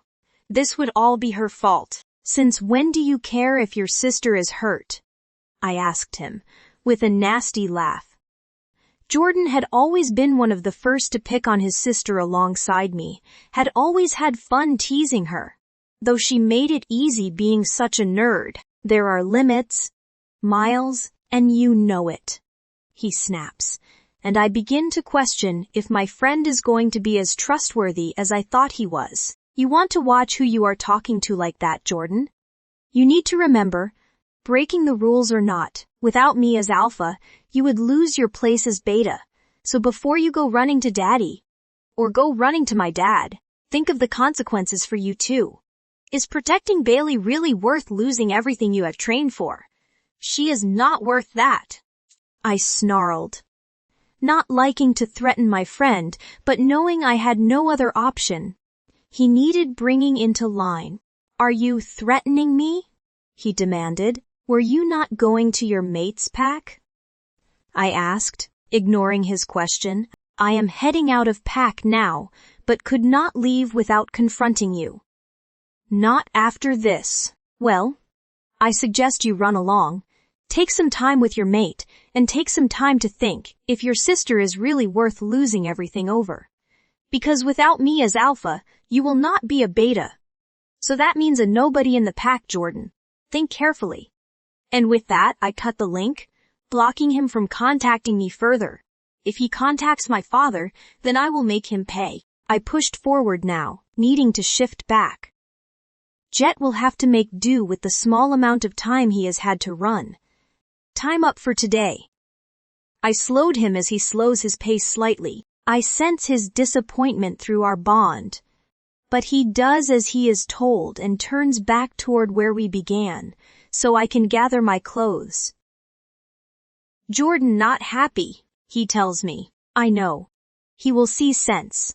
He wants his title more than he cares for her. I reassured my wolf, knowing my friend. He has worked hard to prepare to gain the title of beta that his father currently holds. Hell, he was still trying to prove to his dad he was worthy of the title. He would not be willing to give that up without a fight, especially not for something as pathetic as Bailey. Jet suddenly slowed, sticking his nose in the air like he smelt something good. Then he let out a small growl, deep but angry. Warrior boy. He was soon off running toward the edge of the tree line. I rushed through the hospital doors, my heart racing, my mind full of worry for the man I had begun to grow some sort of affection for. My eyes settled on one of the pack doctors, and I smiled politely hoping they could help me. Hi, is Harley here? I asked. The warrior that was brought in. He asked me, and I nodded, fearful he was about to tell me the worst. Second floor, though I think he is still in the theater, but his parents are there. Is he okay? I asked. I can't share any information. I am afraid, but I am sure if you speak with his parents they may be able to update you. The doctor nodded toward me, before walking further along the corridor. I assumed in doing so he was telling me he was done talking to me, so I turned around and made my way to the stairs and tried to gather some composure to talk to Harley's parents. I don't even think I know them. I mean, yes, we are all from the same pack, but it doesn't mean I pay attention to every family here. At social events, I did all I could to avoid people. Bailey? A shaky voice greeted me the moment I walked through the doors at the top of the stairs. I looked up to be greeted by a tall, dark-haired man, his features so similar to Harley's there was no denying he was his father. I smiled. Hi, thanks for coming, sweetheart. A smaller, dark-haired woman spoke as she stood from her seat at the edge of the corridor. Her face looked understandably drained. I cannot imagine the emotions she must be experiencing right now with her son in there. There is still no word from the theater. My heart dropped at her words. I hoped he would be out of surgery by now. Though, why his parents would have been out in the corridor if that was the case, I don't know. I just hoped that they might know even a little something, know that he would be okay. The weight is killing me, so I can't begin to imagine what it must be doing to them. What happened, do they know? I didn't know there had been any rogue alerts, I said quietly. Harley's dad raised his brows towards his mate and nodded at me. No, me either. That is what makes no sense to me. But that is what the Alpha Boys said when they found him in the forest whilst on a run. The thudding of my heart must have been loud enough to hear, and I swear it became 10 times louder at the mention of the Davenport sons. The sons of our Alpha, was this him saying Miles and Ellis found him? Both of them? They worked together to attack him. I would not put attacking Harley past Miles. In fact, my suspicion had been that it was likely that that was what had happened. He had seemed irate earlier when we were all together, though I had assumed his anger had been more directed at me as usual. Perhaps I had misread it, and he was just as furious with Harley or something else had occurred that I was unaware of. But I thought better of Ellis. My mind once again drifted over the possibilities. I can't believe he would do that. Surely not. Miles and Ellis found him? I stuttered, my voice more than a little shaky. It was a good thing too, or else he could have died out there. Harley's mum tells me, and I can see the relief on her face. I wouldn't wonder if that was the plan. His injuries were so severe his wolf was struggling to heal him. Ellis rushed him here, Harley's dad told me, and this was beginning to make a little more sense now. Was it that they had tried to teach Harley a lesson and Miles had taken it too far? Whatever it was, it seemed Ellis had been the reason he was still alive right now, because I have no doubt in my mind that Miles would not have brought him here for help if it had been left to him. I feel anger flowing through me, but try hard to look as calm as I can, for the sake of Harley's parents. They do not need to know the things going through my mind. They do not need to question if the person they believe played a part in saving their son may in fact be the real reason he was in fact laid to begin with. I have had a block on mind links to Miles all day, but I am so tempted to unblock him to demand answers about what he had done to my friend. Just as I am about to, a door to the left of where we were standing opens and a doctor in scrubs walks out. He looks to Harley's parents with a concerned expression, and a sense of unease passes over me. He is gone, isn't he? Harley has had his life snatched away from him all because he was friends with me. I feel tears prickling in my eyes while I see the doctor move a little closer to Harley's parents. It feels like time has slowed down, like it is moving in slow motion, a sense so horrendous I wish I could stop it. I feel sick. Why do things like this happen? I am pleased to say we have managed to control the bleeding both externally and internally. The next 24 hours will be critical, but I hope we have done enough. The doctor tells Harley's parents, and I see his mum sobbing, throwing herself into the arms of her mate, relief etched across both of their faces. I hated that I was the cause of their pain. I imagine they would not want me here if they knew their son had been injured because of me.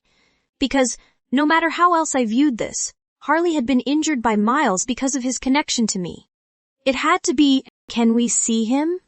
Harley's mum asked. Of course, we have taken him up to a room in the ICU. The doctor tells them, and I smile at her. I will leave you to spend some time with him. I am glad he will be okay, I said, at barely a whisper. Oh no, Bailey. You must come and sit with him. He would be happier knowing you are there too, she tells me, reaching for my hand like she needs reassurance. I would feel bad if I didn't go now, so I smile and do the decent thing and follow the two of them into the room the doctor leads them to. It feels as though my breath has been knocked from my body as I see Harley's battered body laid within the hospital bed. His handsome face was now covered in bruises and deep cuts. Bandages adorned various parts of his body that could be seen above the blanket that lightly covered his body. He looked like he had been through a war, not attacked by a rogue. I heard Harley's mum gasp as she burst into tears, and I too had to fight the tears that were threatening.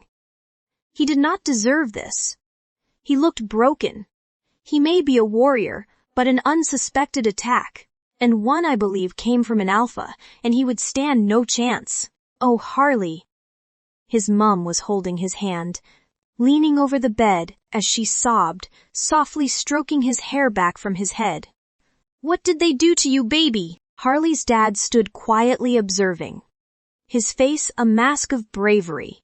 He too, a warrior, was likely used to seeing severe injuries, but I doubt nothing prepares you for seeing your own son bruised and broken, lying in a hospital bed close to death. Bailey? My dad suddenly mind-linked. Where are you? At the hospital visiting Harley, he had been attacked. Why? I responded, feeling a little rude when Harley's parents were clearly struggling to see their son this way. Jordan just messaged while stopping for fuel, telling me to talk to you urgently. I am in my office if you want to drop by, he tells me. Or do you want to leave it? I looked to Harley lying in the hospital bed. The damage that I know Miles had to have played a part in, and see his parents barely keeping it together. I knew what I had to do. Oak, I responded. Arm. I am sorry. I am struggling right now, I explained to Harley's parents. And I think it is important you both have some time alone with your boy.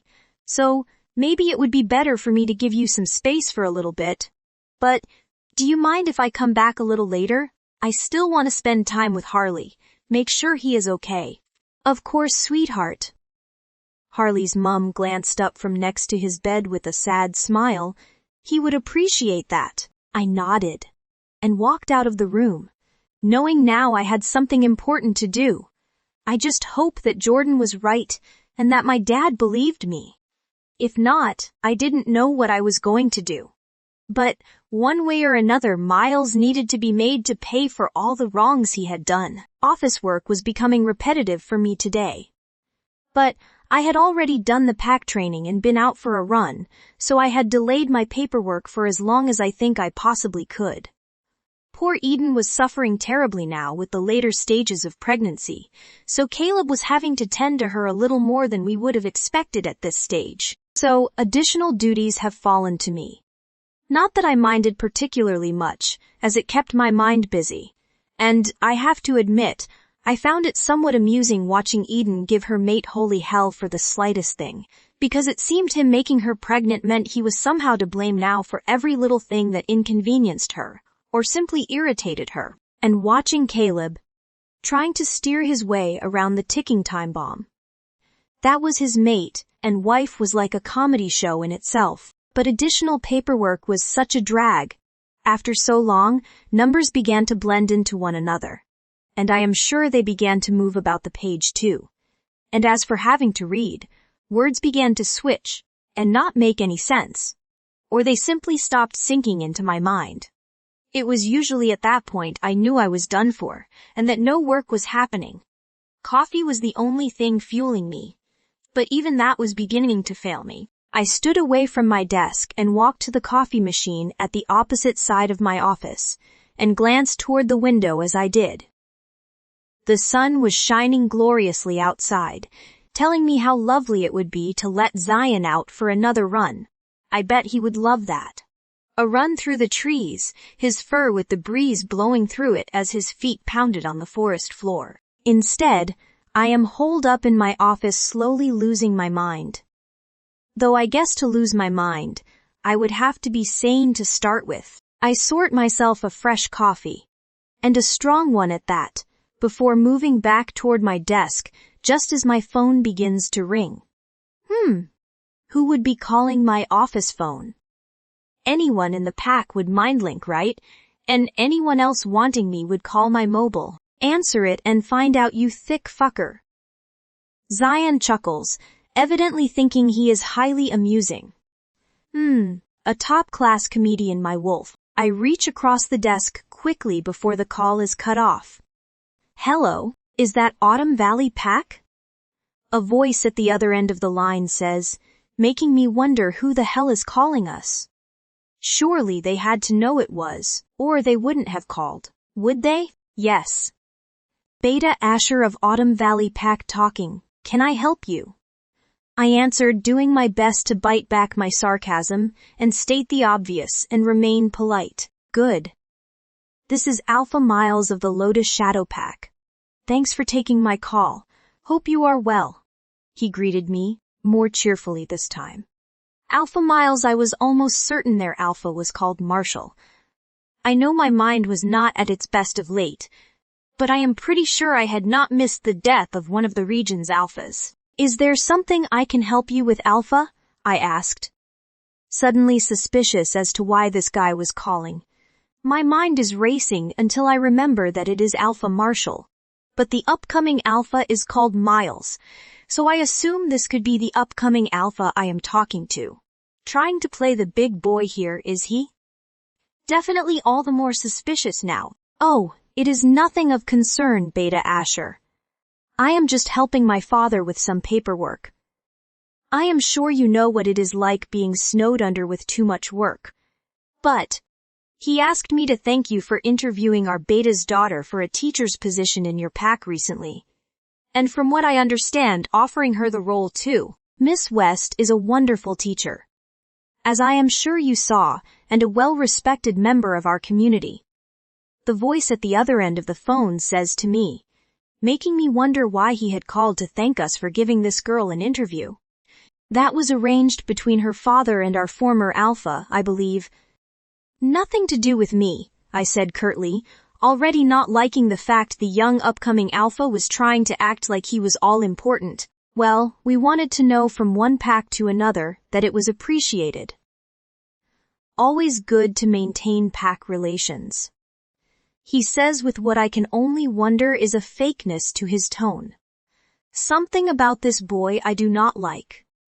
I don't know what it is, and while the offer of employment is appreciated, especially by Bailey, as she had yet to have any offer of employment, we apologize but have to decline on the offer. I am afraid. I found myself frowning at his words. Nothing like insulting the poor girl. Everything I heard from both Caleb and especially Eden, she had given a good interview, and she was well qualified. Eden loved the ideas she had and was excited at the prospect of bringing her into the pack for the benefits she could bring to the children here. Yet this fool was making her sound like she was barely capable of teaching, and nobody would look at her for the role. But what intrigued me was they were refusing the job offer. Miss West does not want to work at our school, I questioned, becoming more suspicious of this character by the second. Something does not seem right about him. Even Zion is unsettled. If she did not want the role, then why even come for the interview to begin with? Why waste our time? Miss West has, been allocated a position in our own pack, so she is now unavailable for a position in the pack of any other alpha, he says. But this time I am certain there is some anger in his tone. Did this man not like the idea of one of his pack working for another alpha? Was he the sort of alpha that was controlling of his pack members? If so, that could spell trouble for the future when he comes into power. Well, wish Miss West all our best, and thank you for letting us know. Though I have to say I am a little surprised that Miss West herself has not informed us. That in itself is somewhat rude, I said bluntly. I hear a stutter at the end of the phone. Unsure if it was a laugh or a cough, possibly even a combination of the two. I am sure you are a beta, are you not? Yet you appear to be questioning an alpha, he says. And suddenly Zion is rippling beneath my skin, not liking the tone this imbecile seemed to be taking with me. Upcoming alpha or not, my wolf was ready to push forward. I do all I can to push back the threatening growl. An alpha? Is that so? Because if I am not mistaken, you are an upcoming alpha, Are you not Mr. Davenport? I do believe it is your father that is still running your pack. Therefore, you are not the alpha just yet, so do not be getting ahead of yourself. I think I could enjoy a good fight. I am sure I could give the little fucker a good-ass whooping. It sounded like he had been short of a few of those, growing up considering the attitude seeping from him. Well, number that still makes me an alpha, he stutters awkwardly. Evidently not happy to have been called out for his previous mistake of introducing himself by calling himself the alpha, and now talking down to me.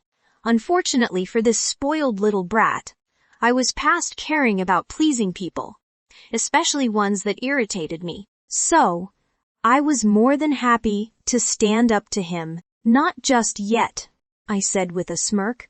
Was that all? If this is how you run your pack, then I can tell you, my pack member will most definitely not be coming to work for you. He says bluntly as he hangs up, like he thinks his words are going to affect me. Instead, I find them amusing. This guy sounds like a little boy who has grown up with the world at his feet, everything having been handed to him, and he acts like the world owes him a living. The type of guy I cannot stand. Fucking heaven help us all when he becomes alpha. I stepped through the doors of the pack house. Harley had not left my mind since I left the hospital, but I knew I must focus my mind, ready to speak to my dad. I walked down the empty corridors, my stomach already churning at the conversation I knew lay ahead.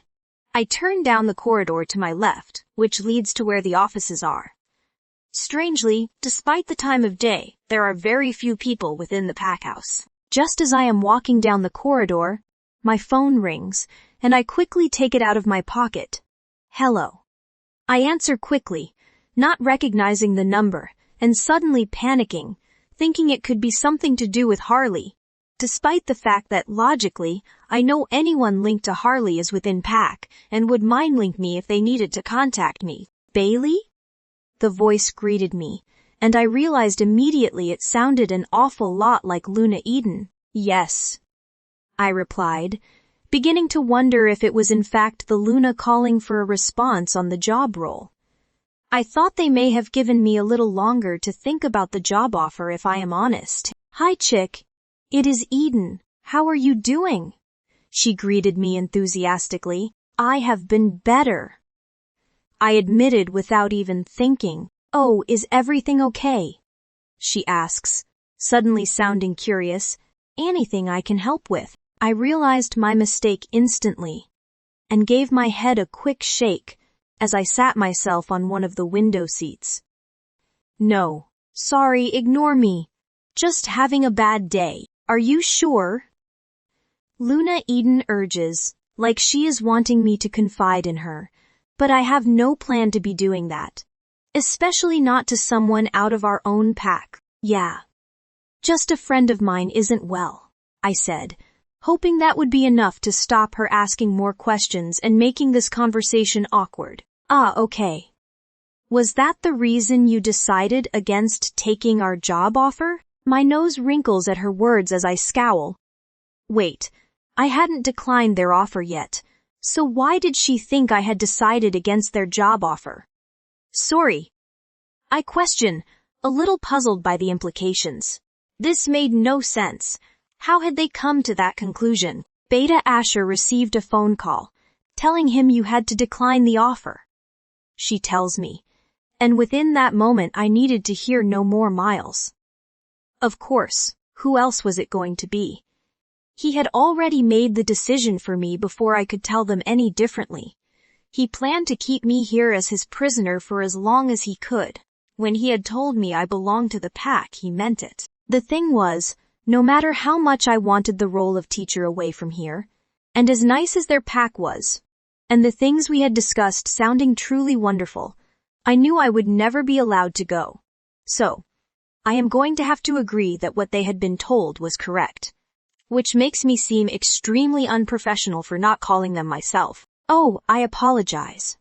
I did not realize anyone was making a phone call on my behalf.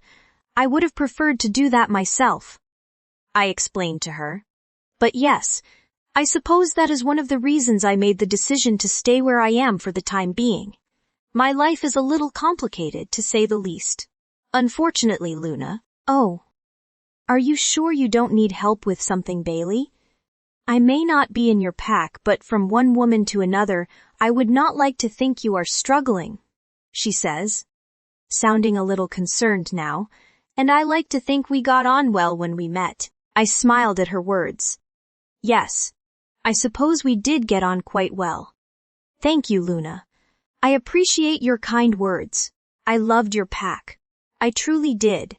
And I would have loved to accept your offer if I am honest, and I had hoped I could.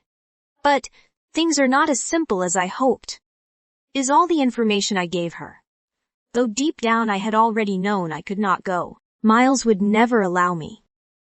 Which is why Harley and I came up with our own plan, but even that would be in doubt now. I heard her sigh. See, you make me worry more about you now. Is it your mate? That would be a reason to stay. That I understand. I laughed despite myself. I know I shouldn't have done, but I was unable to hold back the almost sarcastic laugh that slipped from my lips. My mate doesn't want me, I said, and then realized what I had just said. I heard a gasp at the other end of the phone. He rejected you, sweet girl. Luna Eden sounded almost heartbroken for me. She was sweet, bless her. I am sorry, I should not have said that. And it does not matter now. Things can't be changed. I just have to deal with the aftermath, so to speak, I suppose. I explained and knew I needed to tread very carefully now, because my plan of not giving too much away was very close to being completely fucked, if not already having been messed up beyond repair. Bailey, look. I don't know what is going on with you, and I can only assume you feel you can't share it with me. But I will say, if I can help, let me know. The job offer still stands. Even if we find another teacher, I would still find a job for you in our school. You are a brilliant teacher, and we would be lucky to have you. Your pack should see that. All you need is somebody to see your potential, and it is a shame nobody has before. But, please, whatever is happening there, don't let it destroy you. Get help, even if that is me. Luna Eden says, and I feel my hands shaking at her words. Help. That would be a no, especially from another pack. Though the job offer, I may keep them in mind for if I was ever able to free myself of this hellhole. Thank you, I whispered, but then I noticed my dad stepping from his office, his head turning from side to side, looking up and down the corridor angrily, likely looking for me. I am sorry, Luna, I will have to go, but thank you again. I told her, any time, and remember where I am, and where that job is if you need it. She tells me with a chuckle. Bailey? My dad called, pacing down the corridor toward me, looking a little puzzled at why I was sitting on the window seat rather than in his office. Hey, Dad. Sorry, Luna Eden called me. Apparently, they had a phone call to let them know I would not be accepting their offer of a job. I told him, and I saw his face tighten in anger. What? He snapped. I nodded. Yeah. Miles called, I believe. And there begins the start of a very long and complicated story, which is what Jordan wanted me to talk to you about. So, maybe we should head to your office and sort us a coffee and cookies too, if you have them, Dad. I began, already dreading every moment of this, as I saw my dad's eyes narrow at the mention of the future alpha of our pack. I watched my dad as his fist flew toward the wall of his office as he raged in anger. I had literally just told him a portion of the things that had happened, the main thing being that Miles had rejected me. Dad, please calm down, I begged him, knowing I could not risk my uncle, the alpha, hearing and coming in. I did not want all of this to get out. Not yet, anyway. We needed to decide what should be done. We needed to decide what was the safest thing to do. I think the safer thing for Harley, as hard as it is for me to admit, is for him to stay away from me. I hate that he got hurt because of me, but the more I think about it, the more I know that that is what happened. Once I had finished speaking to my dad, and before I went back to the hospital to see how Harley was. I planned to mindlink Miles to demand answers. Bailey, he rejected his mate. My dad snapped. That is not allowed for an alpha, he hurt you. Bailey, my little girl. He growls angrily, and again the irony hits me that he sounds suddenly protective when, for so long he had been completely oblivious to the persistent jibes and bullying I had endured due to my studying. My geekiness. Basically for not fitting in the way that was expected of me. I was the beta's daughter. I should have been beautiful, sporty, popular. Much like my sister, Morgan, I guess. So I suppose 1 out of 2 daughters being a stereotypical beta daughter was something I suppose. My dad hadn't completely failed. He had just failed me, in that he had never been aware of the fact I was suffering so much. Just as my mum had been ignorant of it too. Sometimes I couldn't help but wonder if they knew and chose to ignore it because it was easier than having to deal with it. I know he did, Dad, but it is done now. And in truth, I would not want him for a mate. He is nasty to me. He has done nothing but bully me for years. I told him, and my dad spun around to look at me, his face full of anger once more. I don't think my plan of calming him down was going so well right now. Bullying you? He snarled. Fuck it. Akira snarls within my mind, he needs to know. I feel her rippling close to the surface. This whole situation is truly pushing her to the edge of her limits right now. Pushing harder so she was so close to shifting without crossing that limit.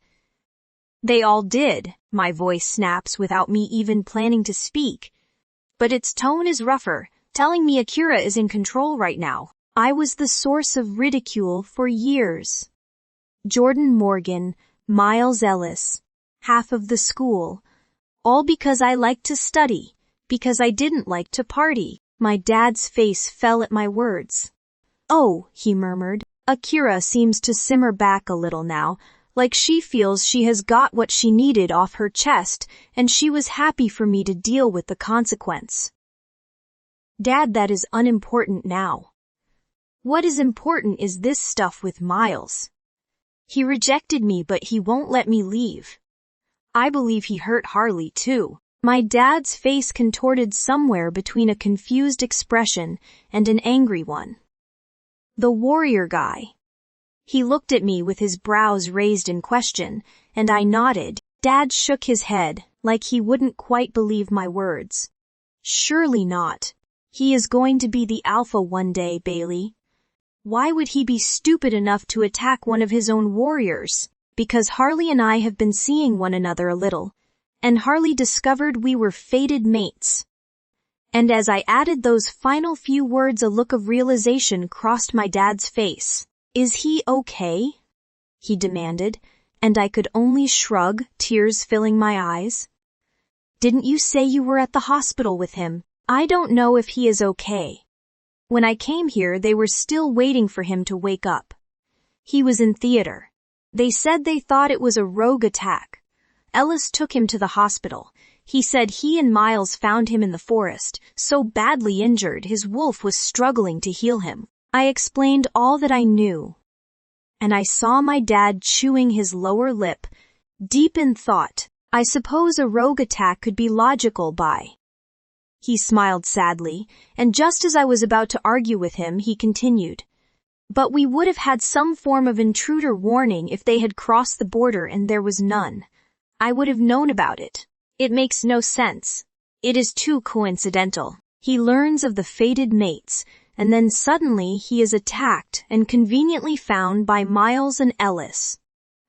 But I thought Ellis would have known better. That is the part I can't work out. I told him. Maybe he caught him? My dad suggested. Why else would he bring the boy to the hospital? Because I can guarantee Miles would have left him to bleed out in the forest. And, deep down, I think my dad could be right. Bailey, you need to get out of here. You are not safe. No, he was never right for you. I have no clue what happened with that boy. But the moon goddess made an almighty fail with her mate bond between the two of you. He would be better fated to a lump of shit, about the same intelligence-wise, about as much heart and soul as a lump of shit. So a perfect match, right? He drops his head to his hands in frustration. What will happen, Dad? I questioned suddenly. Unsure what would happen now, Miles was at risk of knowing everything that could be revealed now, especially if Jordan had been in touch with him. He would be angry I had told anyone. We need to have you leave the pack. So, I think we should contact Autumn Valley Pack and ask if that role is available after all. He tells me, but I begin. He shakes his head, a firm look of determination upon his face. No buts, Bailey. This needs to be done. I will deal with the mess here, and I mean deal with it. All of it. I will make sure that boy pays for everything. My eyes widened at my dad's words. What about Harley? I think it may be best for him to relocate for a while too. Once he is better, I will ensure the pack compensate him for his trouble, he says calmly, like he was already forming a plan within his mind. Though my dad was an excellent beta, he was experienced at forming plans and skilled at putting the plans and their details into action. Can I see him before I leave? I ask, and my dad smiles. Of course. I know you are fond of him, but I do think it would be for the best for you both. To perhaps move on, Bailey. His attachment to you has put his life in danger. And in the coming weeks, the situation in the pack could be a little hazardous, to say the least. I will speak with his parents, I think, to see about him being removed to another pack for treatment, so he is not accessible to Miles. My dad is already flicking through a notebook upon his desk, like he is planning ahead. And you call Autumn Valley, ask about that job, or do you want me to? I can explain the predicament if needs be, he says. With a concerned smile, I will call Luna Eden. I quickly told him, knowing she would have no issue with that. And definitely not wanting my dad telling everyone my business. Making me into a sob story. When should I ask to move? As soon as possible. Tomorrow if you can. The sooner you are away from here the better. But we will wait until nighttime and leave. He is usually out between 11 and 4, drinking I assume, so we have a perfect time slot to make your escape unnoticed. My dad tells me with a smile just as there was a knock at the door. We both turned around in shock as the door opened uninvited. Ah, I thought I saw you guys walking in here, Ellis said, quickly coming in and closing the door behind him as my heart rate rocketed. I think we need to talk. I had been looking for this girl all day. She was like hunting for fucking gold. I thought I had found her when I got told by the doctors she had arrived at the hospital, but by the time I had got away from Miles and reached the hospital, Harley's parents told me she had left. Telling them she needed some time because she was struggling with what exactly I am not sure. I am sure as hell that his parents were struggling a whole lot more. Their son mauled by my older brother to within an inch of his life. Not that they knew that part of the story. Oh no, I was under strict orders to depict a tale of a rogue attack. US having been on a run together and finding him. In truth, Miles would not tell me what he was doing there, likely running off his temper like he so often did. His temper was beyond control at the best of times, but I had been out for my usual training run and had caught the scent of blood. It wasn't a small amount either, making me concerned, because neither me nor my wolf could dismiss that as injured prey and continue on with our run like we truly wanted to. Integrity won over and made us go and investigate to find my brother's wolf jet ripping into the warrior guy, a guy I now know is called Harley. The moment I yelled his name, he oddly retreated like he didn't expect to be caught in what he was doing, and he ran off for the trees. The blood was everywhere. His injuries were horrendous. Worse than I have ever seen before. Though I have never been in war myself, his clothes were torn, deep wounds littered his body. Bites across his body. I was terrified Miles had already killed him, but I had to help, so I scooped him up in my arms, my wolf pushing forward to lend me his strength, and we ran toward the hospital, linking forward to allow them to prepare for his arrival. I could see smaller wounds were closing, but the larger ones I think were simply too much for his wolf to heal with the amount of blood he was losing. This guy was close to death. Of that there was no doubt. But what I didn't understand was why my brother would attack one of our own pack. He was meant to rein that temper in. Our dad had told him he could attack rogues if he felt the need to take his temper out on anything larger than small prey. Had he mistaken him for a rogue? Yet he had so clearly been in human form, attacked unawares before he had a chance to shift and defend himself. This all looked intentional to me. Leave him to die. Miles's voice had suddenly come through the mind link. He did not sound in the slightest bit shaken by what had just happened. In fact, he sounded calm, collected, cold. Miles. Number, he needs help. His wolf is not healing him. You have injured him badly. Why? I asked as I continued the dash toward the hospital, glad of the additional support of my wolf. Why? Miles roared through the link. He deserved to die. You had no right in interfering. Interfering? How was I interfering? Was I not doing the decent thing and saving the warrior's life? No man deserved to die at the hands of their alpha for no reason. And if I discover there was a logical reason for him to be punished, then he can be punished in an appropriate way when he is healed. If he can be healed. Of course, because the amount of blood that seemed to be leaking over me was worryingly large. He needed help. He is dying. I am taking him to the hospital, I told him bluntly. Well, you tell them it was a rogue attack. Do you hear me? He ordered, and even though my brother was not with me, the attempt at an alpha order rippled over me. I may be of alpha blood, but he has power over me, being the next in line. He was trying to make me do what he wanted, trying to make me lie on his behalf. He knew he had done wrong. You want me to lie? I asked as I got closer to the hospital. He deserved it. That is what I will say. I will explain when you hand him over. So stupidly. I had done as he asked. I handed him over, and the doctors did what they could. He was in a bad way, and when I returned later to the hospital to look for Bailey, Harley's parents were both so grateful to me for saving his life. Yet, in truth, I could not feel like a hero. Not when I knew the truth. Not when I knew my brother was to blame. Miles had been waiting for me outside the hospital after I had dropped Harley off. Anger written on his face. He looked like he wanted to tear me limb from limb. Why? He snapped, the moment I came close, and I simply shook my head. There is a guy in there literally knocking on death's door because of you. And you say he deserved it. I want to know why, because he had to have done something serious to deserve that.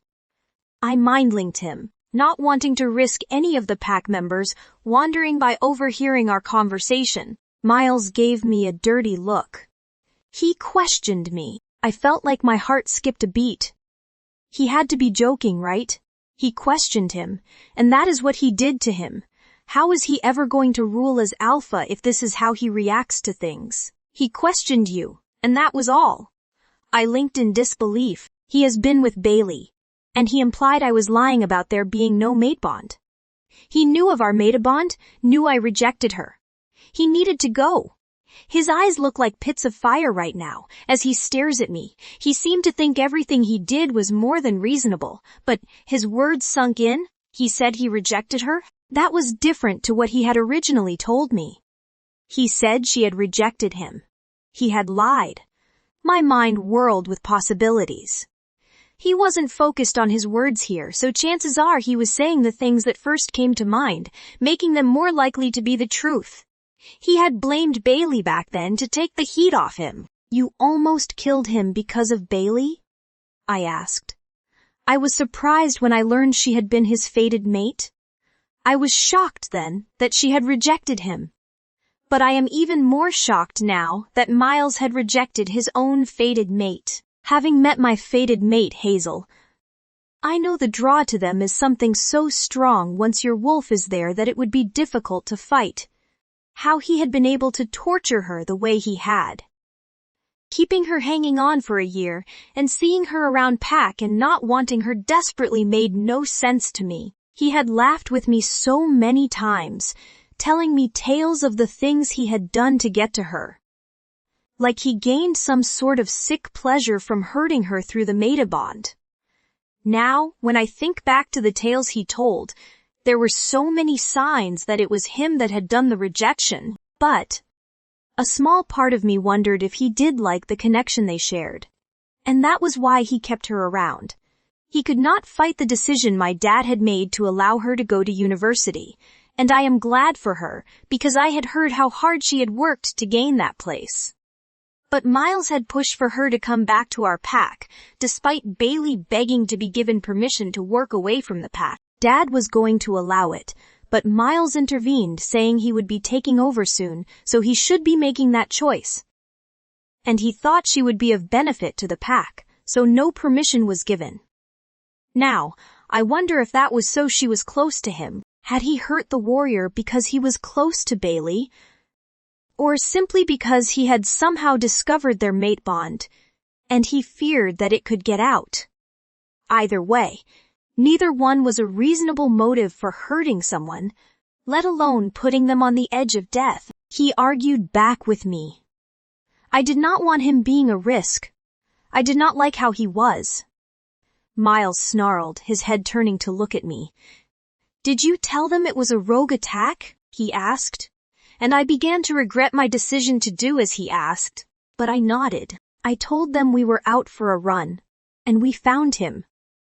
Said you had gone to check the woods, see if you could see anything, make it seem more believable, I explained, hating myself even more for the lies I had helped my brother create. I did not like the man he was becoming, and in truth, I think I feared for the pack under his control. It was at that point I realized I needed to go and speak to Bailey, which was where my hunt for her had come in. I had misjudged her because of the things Miles had said, and I owe her an apology. But not only that, I needed to talk about this with her. I needed her opinion on it. I cannot hide this from my brother. Even if it means putting my own life at risk, our pack deserves better than this. He is a danger to himself and to the others around us. But I know I cannot do this alone. Miles harassed me non-stop about keeping my mouth shut, threatening me with so many things, including ejecting me from the pack the moment he became alpha, so I was made a rogue if I so much as breathed a word of this. Though he also tried to use the fact I had lied about Harley's injuries at the hospital as it already implicated me, so I would be seen as part of the problem, not the solution. I felt a little trapped, but I knew I had to do something. But I knew I would have to watch my back because I did not think my brother would think twice about harming me. The moment he had left me, I was on to my hunt for Bailey, her mind link blocked. Though if my brother was giving her shit, I could not blame her, and she was likely in pieces having been told her boyfriend was severely wounded. Which was why I had decided upon trying the hospital first, thinking she would be by his side. After dashing from the hospital once I realized she wasn't there, and after spending a little time with Harley's parents, I decided to make my way to the pack house in the hope of seeing her dad. Our pack beta, he may be of some help. I had tried his mind link, but it was blocked for some bizarre reason, so I could only try his office. And it was only as I reached the corridor and I saw Bailey being led into his office that I knew I had struck gold. I eyed Ellis suspiciously. Why was he here? Turning up unannounced, and just walking in the way he had irritated me. Yet his appearance made no sense. Why would he need to talk? He had evidently been involved somehow with how Harley had ended up in the hospital. From the things I heard while sitting with his parents, it had been Ellis telling the doctors of the rogue attack. But, at the same time, had it not been for Ellis, Harley would not have got to the hospital, and he would have bled out in the forest somewhere. That is the part that confuses me. Sit down then, son. My dad says, acting perfectly normally with Ellis.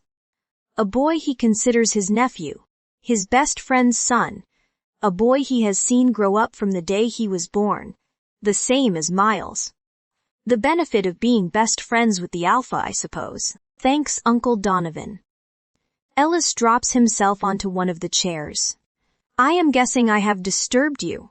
He looks between the two of us, a little uncomfortably, clearly aware of the fact he had caught us in the middle of a private conversation. Well, we were talking, yeah.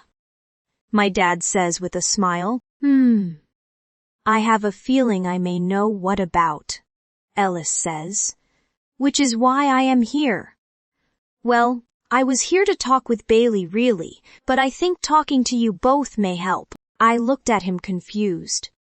He had been looking for me, and he wanted us to help. What do you want? I snapped, unable to forgive him for the way he had been with me since the day in the garden. Bailey, give the boy a break, my dad says with a small chuckle. Let him at least try and talk before you jump down his throat. It is fine, Uncle. I likely deserve it. I owe you an apology, I think, Bailey. I learned a few things today, Ellis says, looking at me, and he looks decidedly green around the gills, making me wonder what he is talking about. You owe me an apology. I chuckled. That was not what I was expecting from him. Our alpha sons were not accustomed to admitting they were wrong, nor to apologizing. You didn't reject my brother, did you? He says. And I simply shake my head. How had he learned that? Perhaps if he had used the few brain cells in that pretty little head of his when he disturbed me and his brother in the garden, he may have been able to work out that his brother was lying when he said it was me that had rejected him. I should have known really, with the things he was saying and doing, but I am sorry. The way I spoke to you was wrong. You deserved better, and after what I have witnessed today, I have seen what my brother is capable of, so I can only imagine the things he has been putting you through. Ellis speaks with a tone of unease. Okay, maybe I have been a little harsh on Ellis, as he seems to be being genuine right now, and he seems to be worried about how he had treated me. But, right now, that was the least of my concerns. Something else he had said caught my attention a little more. It wasn't a rogue attack, was it? I demanded, knowing I was right. My gut had told me all along the moment I had heard Harley was hurt that it had been Miles. Ellis looks to me and slowly shakes his head. I hate that I lied to cover for him. I was out for my run and found him attacking Harley. I shouted at him, and he stopped before running off. The injuries to the warriors were so bad, I knew I had to help him. So I took him to the hospital. Miles told me to leave him to die, but I could not do that. So he ordered me to tell them it was a rogue attack, saying the guy deserved what he got, and he would explain why once I had left him at the hospital. I elaborated on the rogue lie. Only when I learned why he had done it was I shocked. Disgusted, my brother would sink that low. I could see my dad's face taut with concern, while Ellis's hands were trembling. I messed up, he whispered. No, son, you didn't. My dad tells him. You saved that boy's life. You stood up and did the right thing. You didn't know what the reason was when Miles asked you to lie, so you took the word of your brother and the upcoming alpha. So many others would do the same. And when you discovered the truth, you have chosen to speak out. That boy should be okay. I spoke to the hospital. He is in and out of consciousness now. That is because of you. But we need to speak to your dad, Ellis. I chew at my lips anxiously. This was such a mess, all because of the mated bond between me and Miles. Though I think even without that, Miles was dangerous. Should I get him? Ellis asked. No. My dad urged, taking us both by surprise. We will wait it out. Are you up for that? Ellis looks at my dad, confused. Though I think I was equally confused. You want to let Miles think he has got away with it? Dad nods. We need to get the warrior away from the pack to his mother's former pack for treatment and recovery. Somewhere he will be safe. Speaking out now will bring awareness to the fact we know of his involvement and likely bring attention to what we are doing. Ellis nods as if in agreement. That makes sense. I sat in an awkward silence before Ellis looked to me. Bailey, I know you won't consider it genuine, but I am sorry. I know better than anyone how shitty it can be being the sibling that gets overlooked because you were born second. I know as kids we were bastards to you for being a bit different. You didn't deserve that. Nobody does. I think some of it was frustration that you didn't have to try to do well in school when all of us struggled. But you didn't deserve that. I got to say, I respect what you have done though. Ignoring all the crap people gave you and pushing harder and getting your degree. Miles was more than likely the fool for rejecting you. My dad sat nodding his head while I simply shrugged. Well, it doesn't matter now, does it? He called the school I had an interview at and told them I was declining their offer of a job. I told Ellis. His eyes widened in shock. Seriously, I nodded, not wanting him to know of my plan to leave. I was terrified somehow that he knew that it would be leaked to Miles and everything would go wrong. I assumed that was why my dad hadn't mentioned that part of our plan too. I still wanted my chance to escape, so you have your degree. But he will not permit you to work. He questions and I nod. I think he still considers you as his. It doesn't matter, Ellis. What matters is that he is dealt with now for what he did to Harley. What reasons did he give? What scares me is that he could hurt others. I told him, and I saw Ellis look down at his hands anxiously. Just said he had questioned him. So perhaps he felt his rank was being doubted. Plus, he mentioned him being with you. So maybe jealousy. And of course the fact he knew about your mate bond. And that he didn't believe him when he said there was no mate bond. It sounded to me like Harley had stood up to Miles for me. And in doing so had found himself the victim of an attack. Miles had gone from a slight threat to a serious danger now. Hopefully with the help of Ellis we could do something to change that. My dad decided to walk back to the house with me. Terrified for my safety, after what had happened to Harley earlier, but I had yet to visit Harley at the hospital, so I had to inform my dad the moment I was done visiting him. So, I walked through the doors of the ICU department to be greeted by Harley's parents, embraced in one another's arms outside the room where I was sure I had left them earlier with Harley. Why were they outside his room? Why were they not in there with their son? My head began to pound, as did my heart. My mind spun with the many possibilities. My dad said he had spoken to the hospital, that everything was okay, even that Harley was in and out of consciousness. So why did this look like something had gone wrong? My heart clenched at the thought of losing Harley. I didn't know if I should leave them in private. Maybe I should not be here right now. But as I was about to turn and walk away, Harley's dad looked up and caught sight of me. Ah, Bailey, you came back. I said I would. I told him, with a sad smile.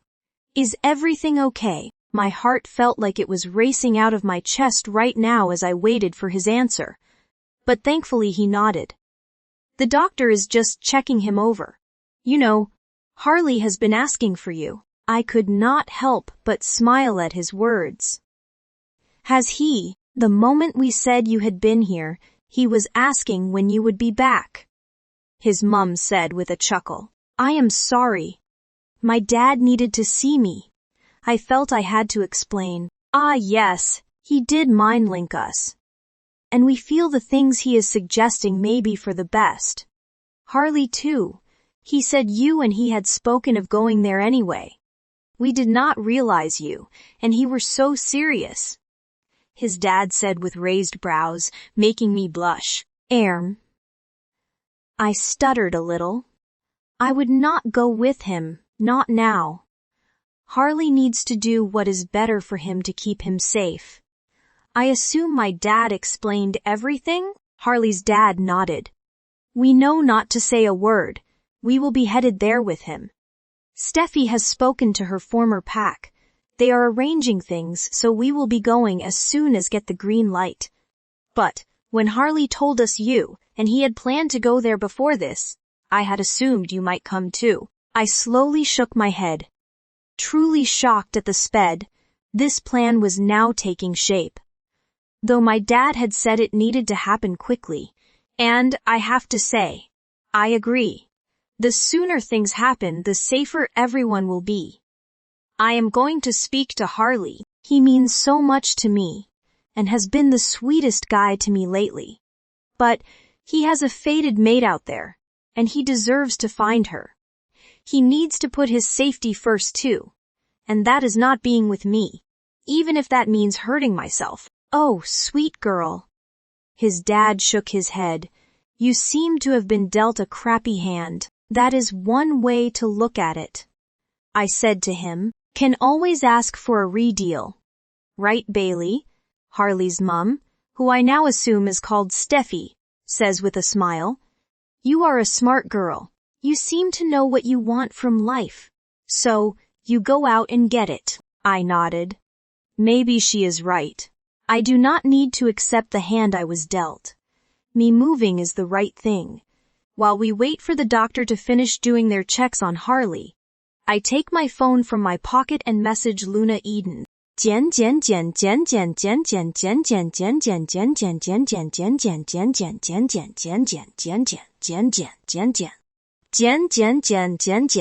Hi, this is Bailey.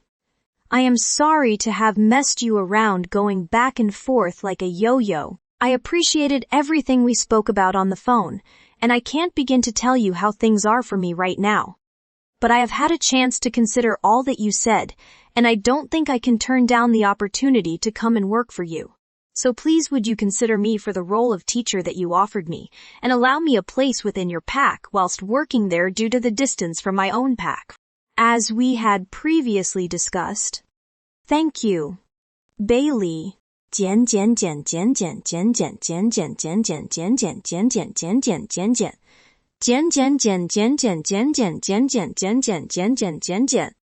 The corridor of the hospital was quiet, with the unnatural light that made it so uncomfortable to sit and wait.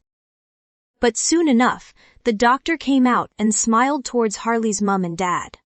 All done. His parents wasted no time in rushing back into the room, and I reluctantly followed behind, nervous about facing him considering the state he was in when I had seen him earlier, and now knowing the things he had gone through due to Ellis, explaining what he had seen, knowing that everything he had suffered was because of his connection to me, because of the doomed mate bond between Miles and me. I heard Steffi chuckle as I walked through the door. Could you make it more obvious? You were not bothered about us being here, Harley. Literally straining to look around us to see Bailey, she says, and I feel myself blushing. It seems he had been more open with his parents about me than I had with mine about him.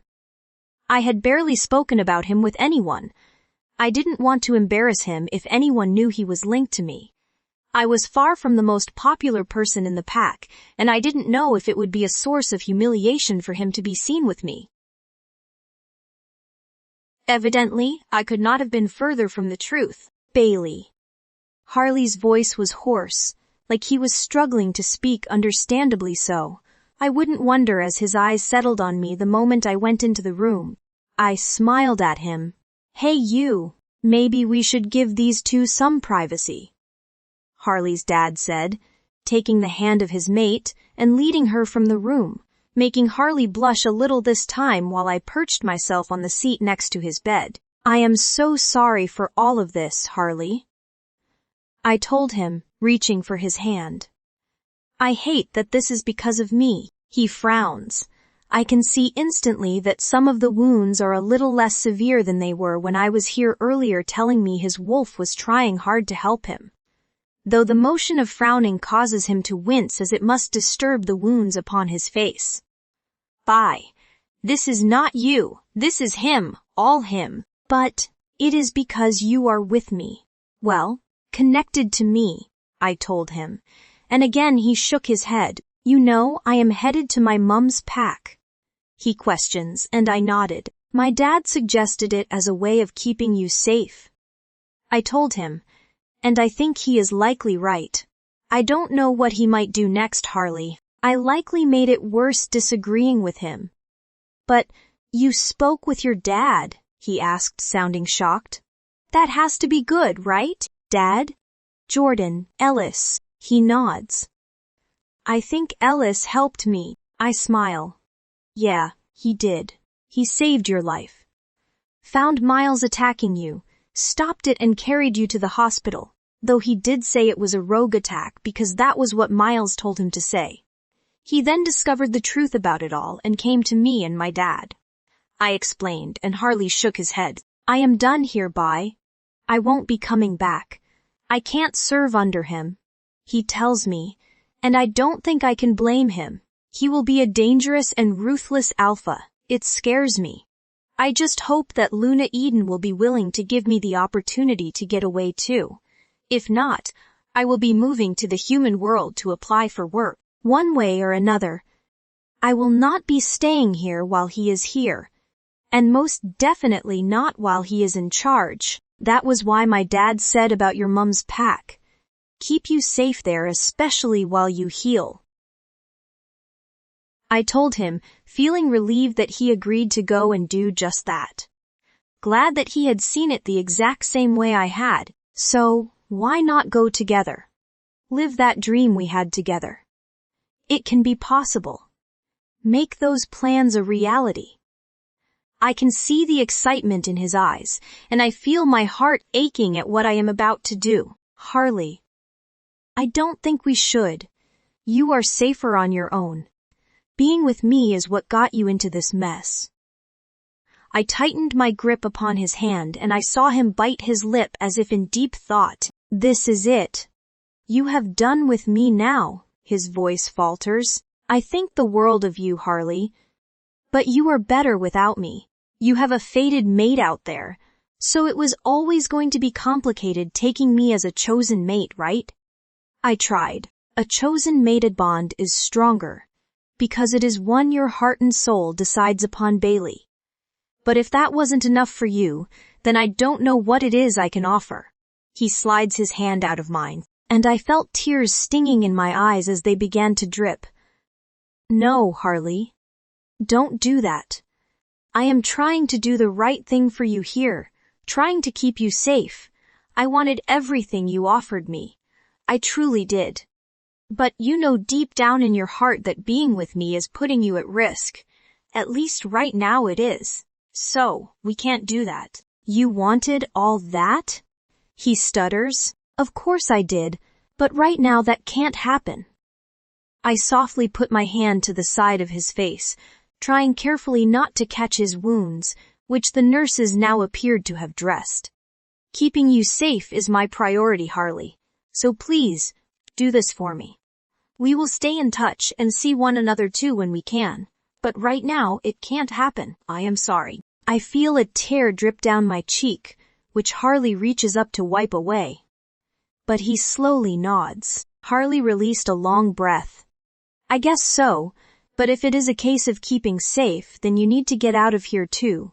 Sweet cheeks, you know that, right?" And I find myself smiling. That is the plan. After giving Harley a hug and fighting tears, I walked from the hospital to find my dad waiting for me just as he had promised. Leaning against the walls of the pack hospital, taking the moment to enjoy a chance to relax. Basking in the late afternoon sunshine, he must have heard me approaching as his head turned to look at me the moment I moved down the steps, and I watched as his eyes darted across mine, taking in my tear-filled eyes, and his face filled with concern. Is he okay? I assume he had jumped to the conclusion he had passed away or something along those lines with me battling tears.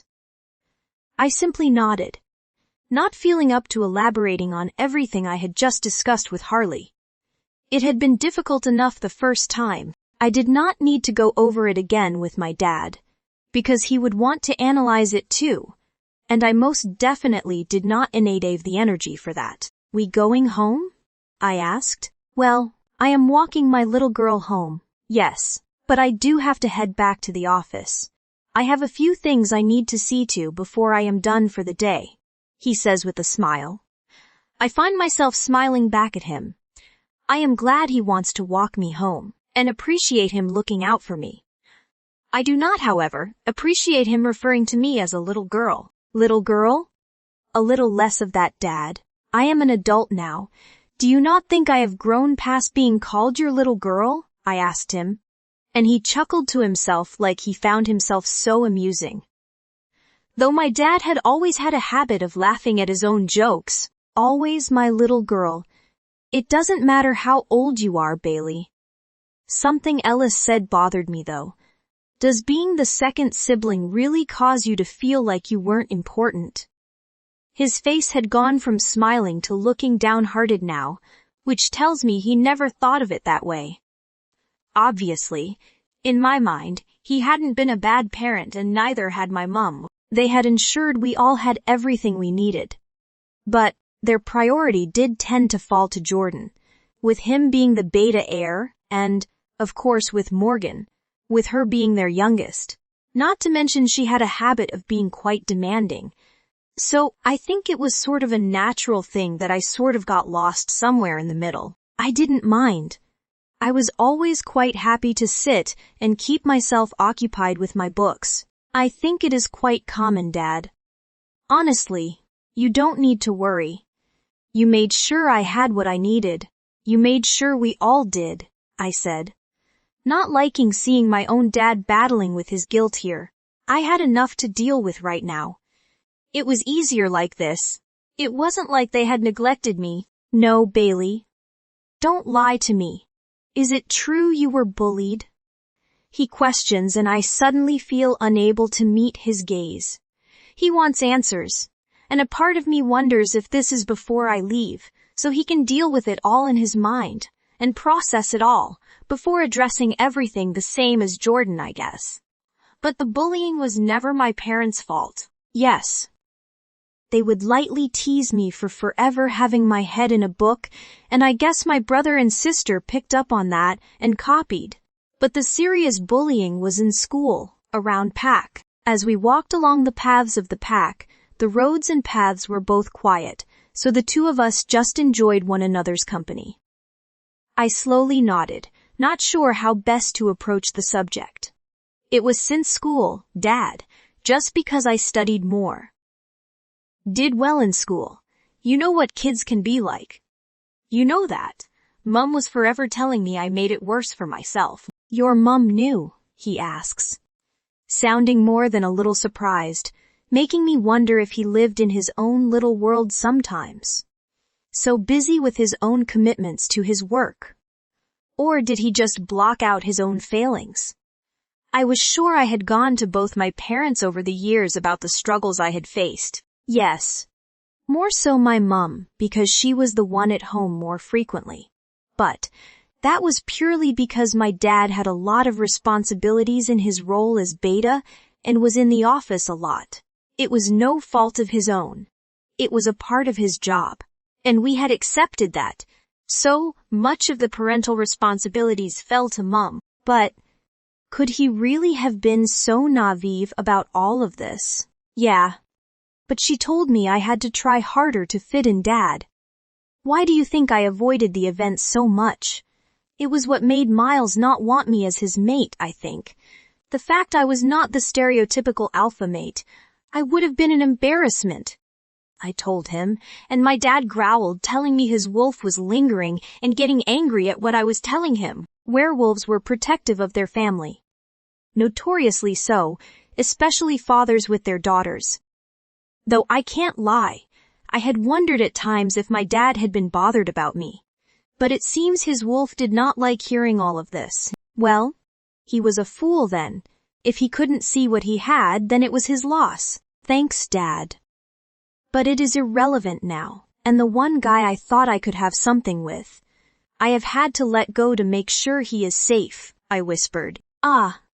I understand the tears now. You told him it couldn't work. He wrapped his arm around my shoulder, pulling me close to him, softly kissing me upon my head. A father trying to comfort his daughter. Something I needed all those years ago at that birthday party. When Miles told me to keep everything secret when all this mess had begun. Time is a healer, sweetheart. He has a mate out there, and if he found her, that would have torn him in two. He will always crave his fated despite choosing you. Some say a chosen mate bond is stronger because your heart chooses it, but a fated mate bond is so difficult to fight. You crave it with every inch of your being, no matter what he may say. It is our instinct, Bailey. He would struggle. I don't doubt that boy thinks the world of you, but when it comes to meeting his fated mate, he would not know what to do. My dad gently stroked my hair back from my face as he spoke, something he hadn't done since I was a little girl, when he used to read me bedtime stories. I used to love it as I found it so reassuring, so soothing. I nodded, knowing he was right. That was the thing I had failed to see when Harley had offered me the chance to be his chosen mate. Neither one of us had thought of his fated mate out there. She was waiting for him somewhere, and they both deserved the happiness that being with a fated mate should bring. We neared our house and my dad still had his arm around me. I don't know if it was for his own comfort or for me. Maybe a little of both. But he seemed reluctant to let go. Yet, as we wandered up the path to our home, the door of the house next door opened, and the one person neither of us wanted to see stepped out, Miles. And his eyes settled instantly on me. A dark, evil stare building. I felt my dad's hand settle in the center of my back as if to guide me to the house, though I can now also feel the presence of his wolf suddenly. Not to mention his anger rising at the abrupt arrival of Miles. He did not want to be seeing him right now. Not after everything he had just learned. This was not going to be pleasant. Hi, Uncle. Miles greeted my dad with such a fakeness, and my dad raised his brows at me before looking across toward Miles, who seemed to believe everything was normal between them, though his fakeness truly got under my skin, especially after everything today. He was acting like he had done nothing wrong. Good afternoon, Miles. You look awfully run down. Have you had a busy day or something? He asked, and I could sense the sarcasm in his tone, but I didn't know if Miles had. You should start taking better care of that wolf of yours, so he can take better care of you. It is all a little give and take, you know. I am sure your dad has taught you this, but, truly, you look shocking. I bit my lip to hold back the smile that was threatening. My dad had a way with words, but Miles seemed to not have noticed the little digs my dad was having at him. And he simply smiled at my dad, like it was normal day-to-day conversation with his uncle. Oh, just the usual things. You know what it is like, Dad, keeping me busy. Training to be alpha and all. Miles said cheerfully. And my dad chuckled, though to me it sounded forced. I am sure. But our pack only deserves the best as their alpha, so you need to understand why your dad does what he does. Training to the best of your ability is vital, Miles. And then pushing yourself that little bit further to refine your skills. Being the best of the best. That is what our pack needs as their alpha. Don't you think? My dad said, the meaning hidden within his words, which Miles would likely be completely oblivious to. But I knew what he was trying to imply. He didn't believe Miles was suitable to be our alpha. He didn't believe he deserved his title. Should you not be in the office at this time of day, Uncle Donovan? Miles asked, glancing at me with that same dark stare as the moment he had noticed me. Before then looking at my dad with the same darkness. The darkness that seemed to reside within him now. He was not the same happy and cheerful boy he had grown up as. He was nasty, ruthless, vile, not a man most people would want to be around. My dad raised his gaze to look toward Miles. Oh, excuse me. Being dictated to by a child. You aren't the alpha yet, Miles, so you don't have the right to be questioning me where I should and shouldn't be. And for that matter, your dad doesn't even get away with that. I do my job. Thank you very much. I saw my daughter while she was in the pack house. So I said I would walk back to the house with her. As it is not often we spend time together. I wasn't aware there was a crime in that. My dad did not like to be spoken down to, nor did he appreciate being insulted, and would always come back with an argument. Miles, however, clearly did not expect the comeback, which I have to say, was somewhat amusing. Miles scowled deeply at my dad standing up to him. While I was struggling to hold back the smirk that was teasing at my lips, I am not a child, and I am sure there is still work to be done. Miles told him, well, as I said, my work is always completed by the end of the day. And as you are not alpha yet, that is not even any of your concern. So, little boy, wind your neck in. My dad snapped angrily this time, telling me he was becoming impatient with what was becoming close to a reprimanding from Miles. Miles stormed off, giving us both a dirty look as he walked away, causing my dad to laugh loudly as he did. And when I say loudly, I mean without a doubt loud enough for Miles to hear while he threw his tantrum and walked away. Though I had a feeling that was exactly what my dad intended to happen. He wanted Miles to know he was laughing at his petulance. He wasn't happy with the fact Miles had spoken down to him. That is it, little one. Run away, like the little boy you are, Dad muttered as he unlocked the front door for me. I shook my head at my dad. Anyon would think you enjoyed that, I said, and he simply grinned. Considering the things I have heard today, my view on that scum has changed considerably. He has treated my family badly, and I shall make sure now that he pays one way or another. And I believe your brother is equally determined. Dad tells me Dad Jordan has his beta role to protect. He can't risk that. First, we deal with the things that boy has done. He seems to think that because he has been spoiled all of his life, he is above punishment. Always thought your aunt babied him too much. Your uncle let him get away with too much, and neither one of them would hear a bad thing said about him. Believing that as upcoming alpha he did nothing wrong and should not suffer any punishment. Well, that lack of punishment is becoming more than evident now because he acts like the world owes him a living. He walks around here like he owns it already. Well, not if I have anything to do with it, my dad says, and the determination within his voice takes me by surprise. You are a beta, Dad. You don't have the power to stop him becoming alpha. I whispered. No. I may not, Bailey, but with his brother's assistance, once you are gone, we will go to his father. If he does not listen, I go to the Werewolf Council. They have to listen. That boy broke rules, and many of them. He is a danger to himself and others. He is not fit to rule.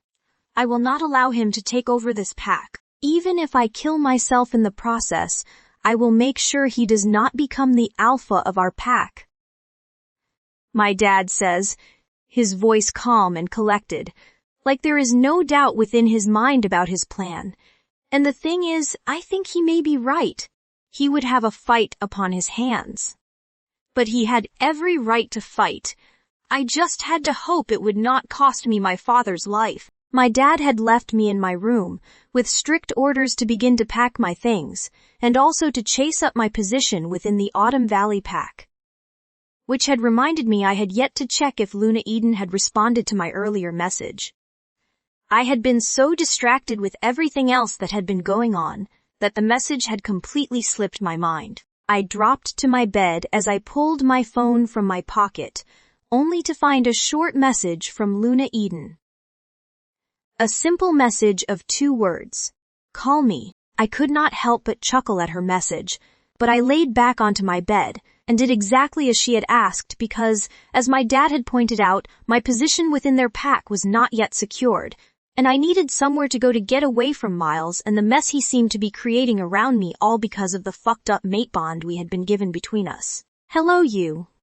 I wondered when you would call." Luna Eden greeted me like a long-lost friend. "Nothing like keeping a girl on edge, is there? I am so sorry. Things have been so hectic here," I told her honestly. "So I gathered from your message. Are you going to confess all to your new Luna then?" she teased, making me smile, but I wondered just how much I should be sharing with her.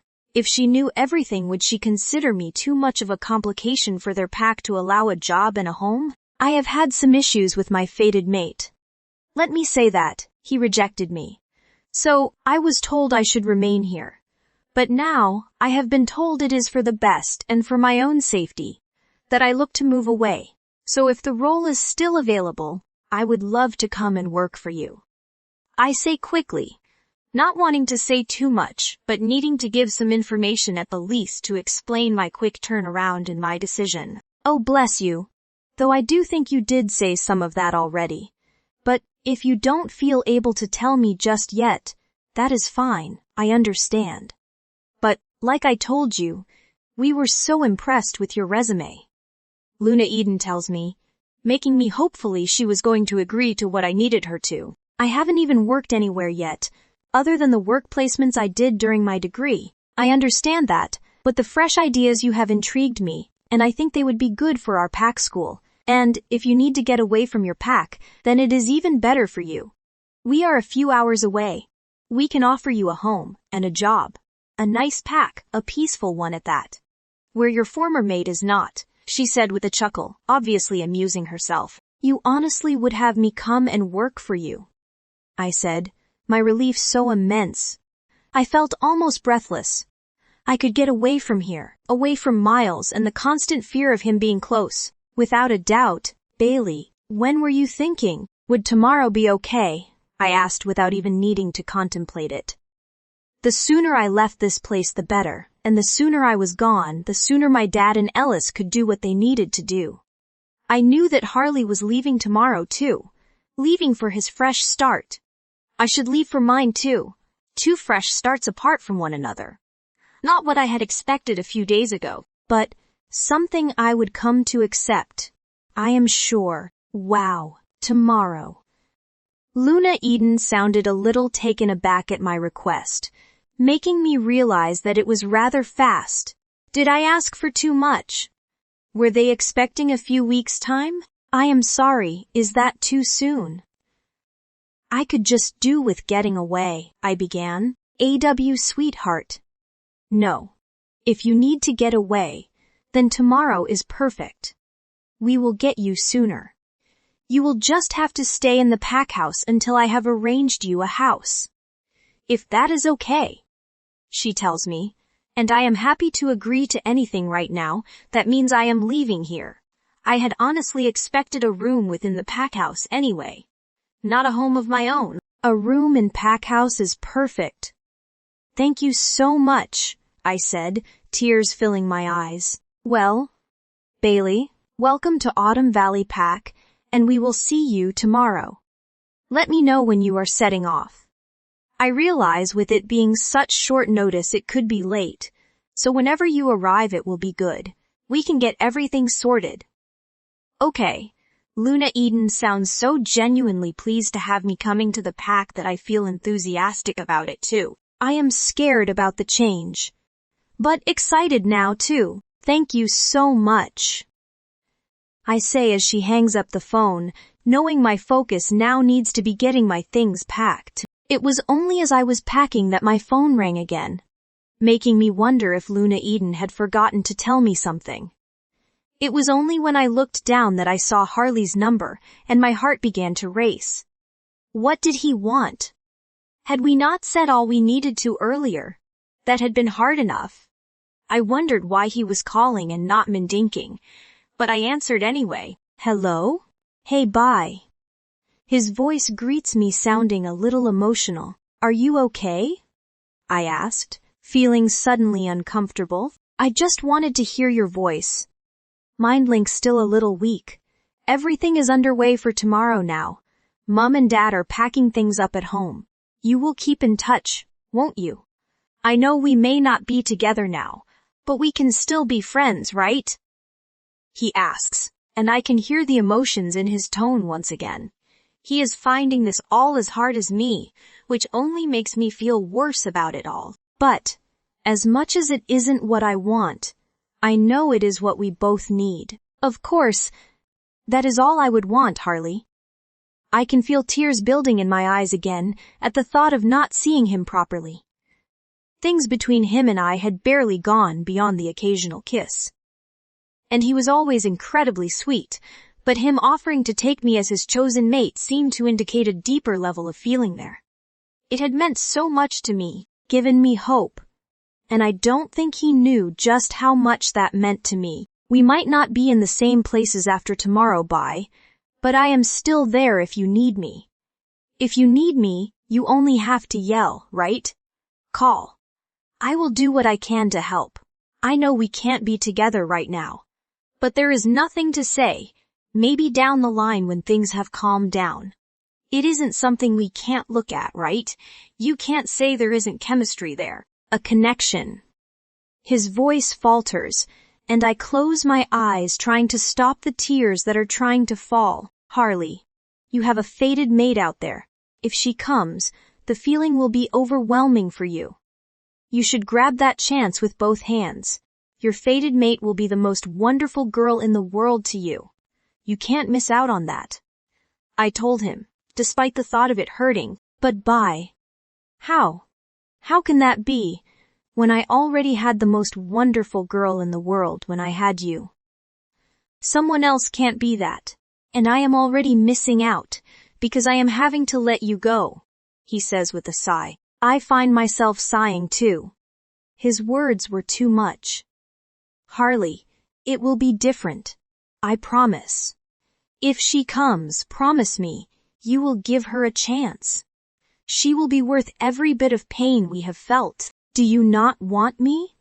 Is that it? He whispers. I want nothing more than you, Harley, but I don't want you at risk because of me. And I don't want you making sacrifices because of me. This is for the best, I know it is. But you will always be the first to have a place within my heart.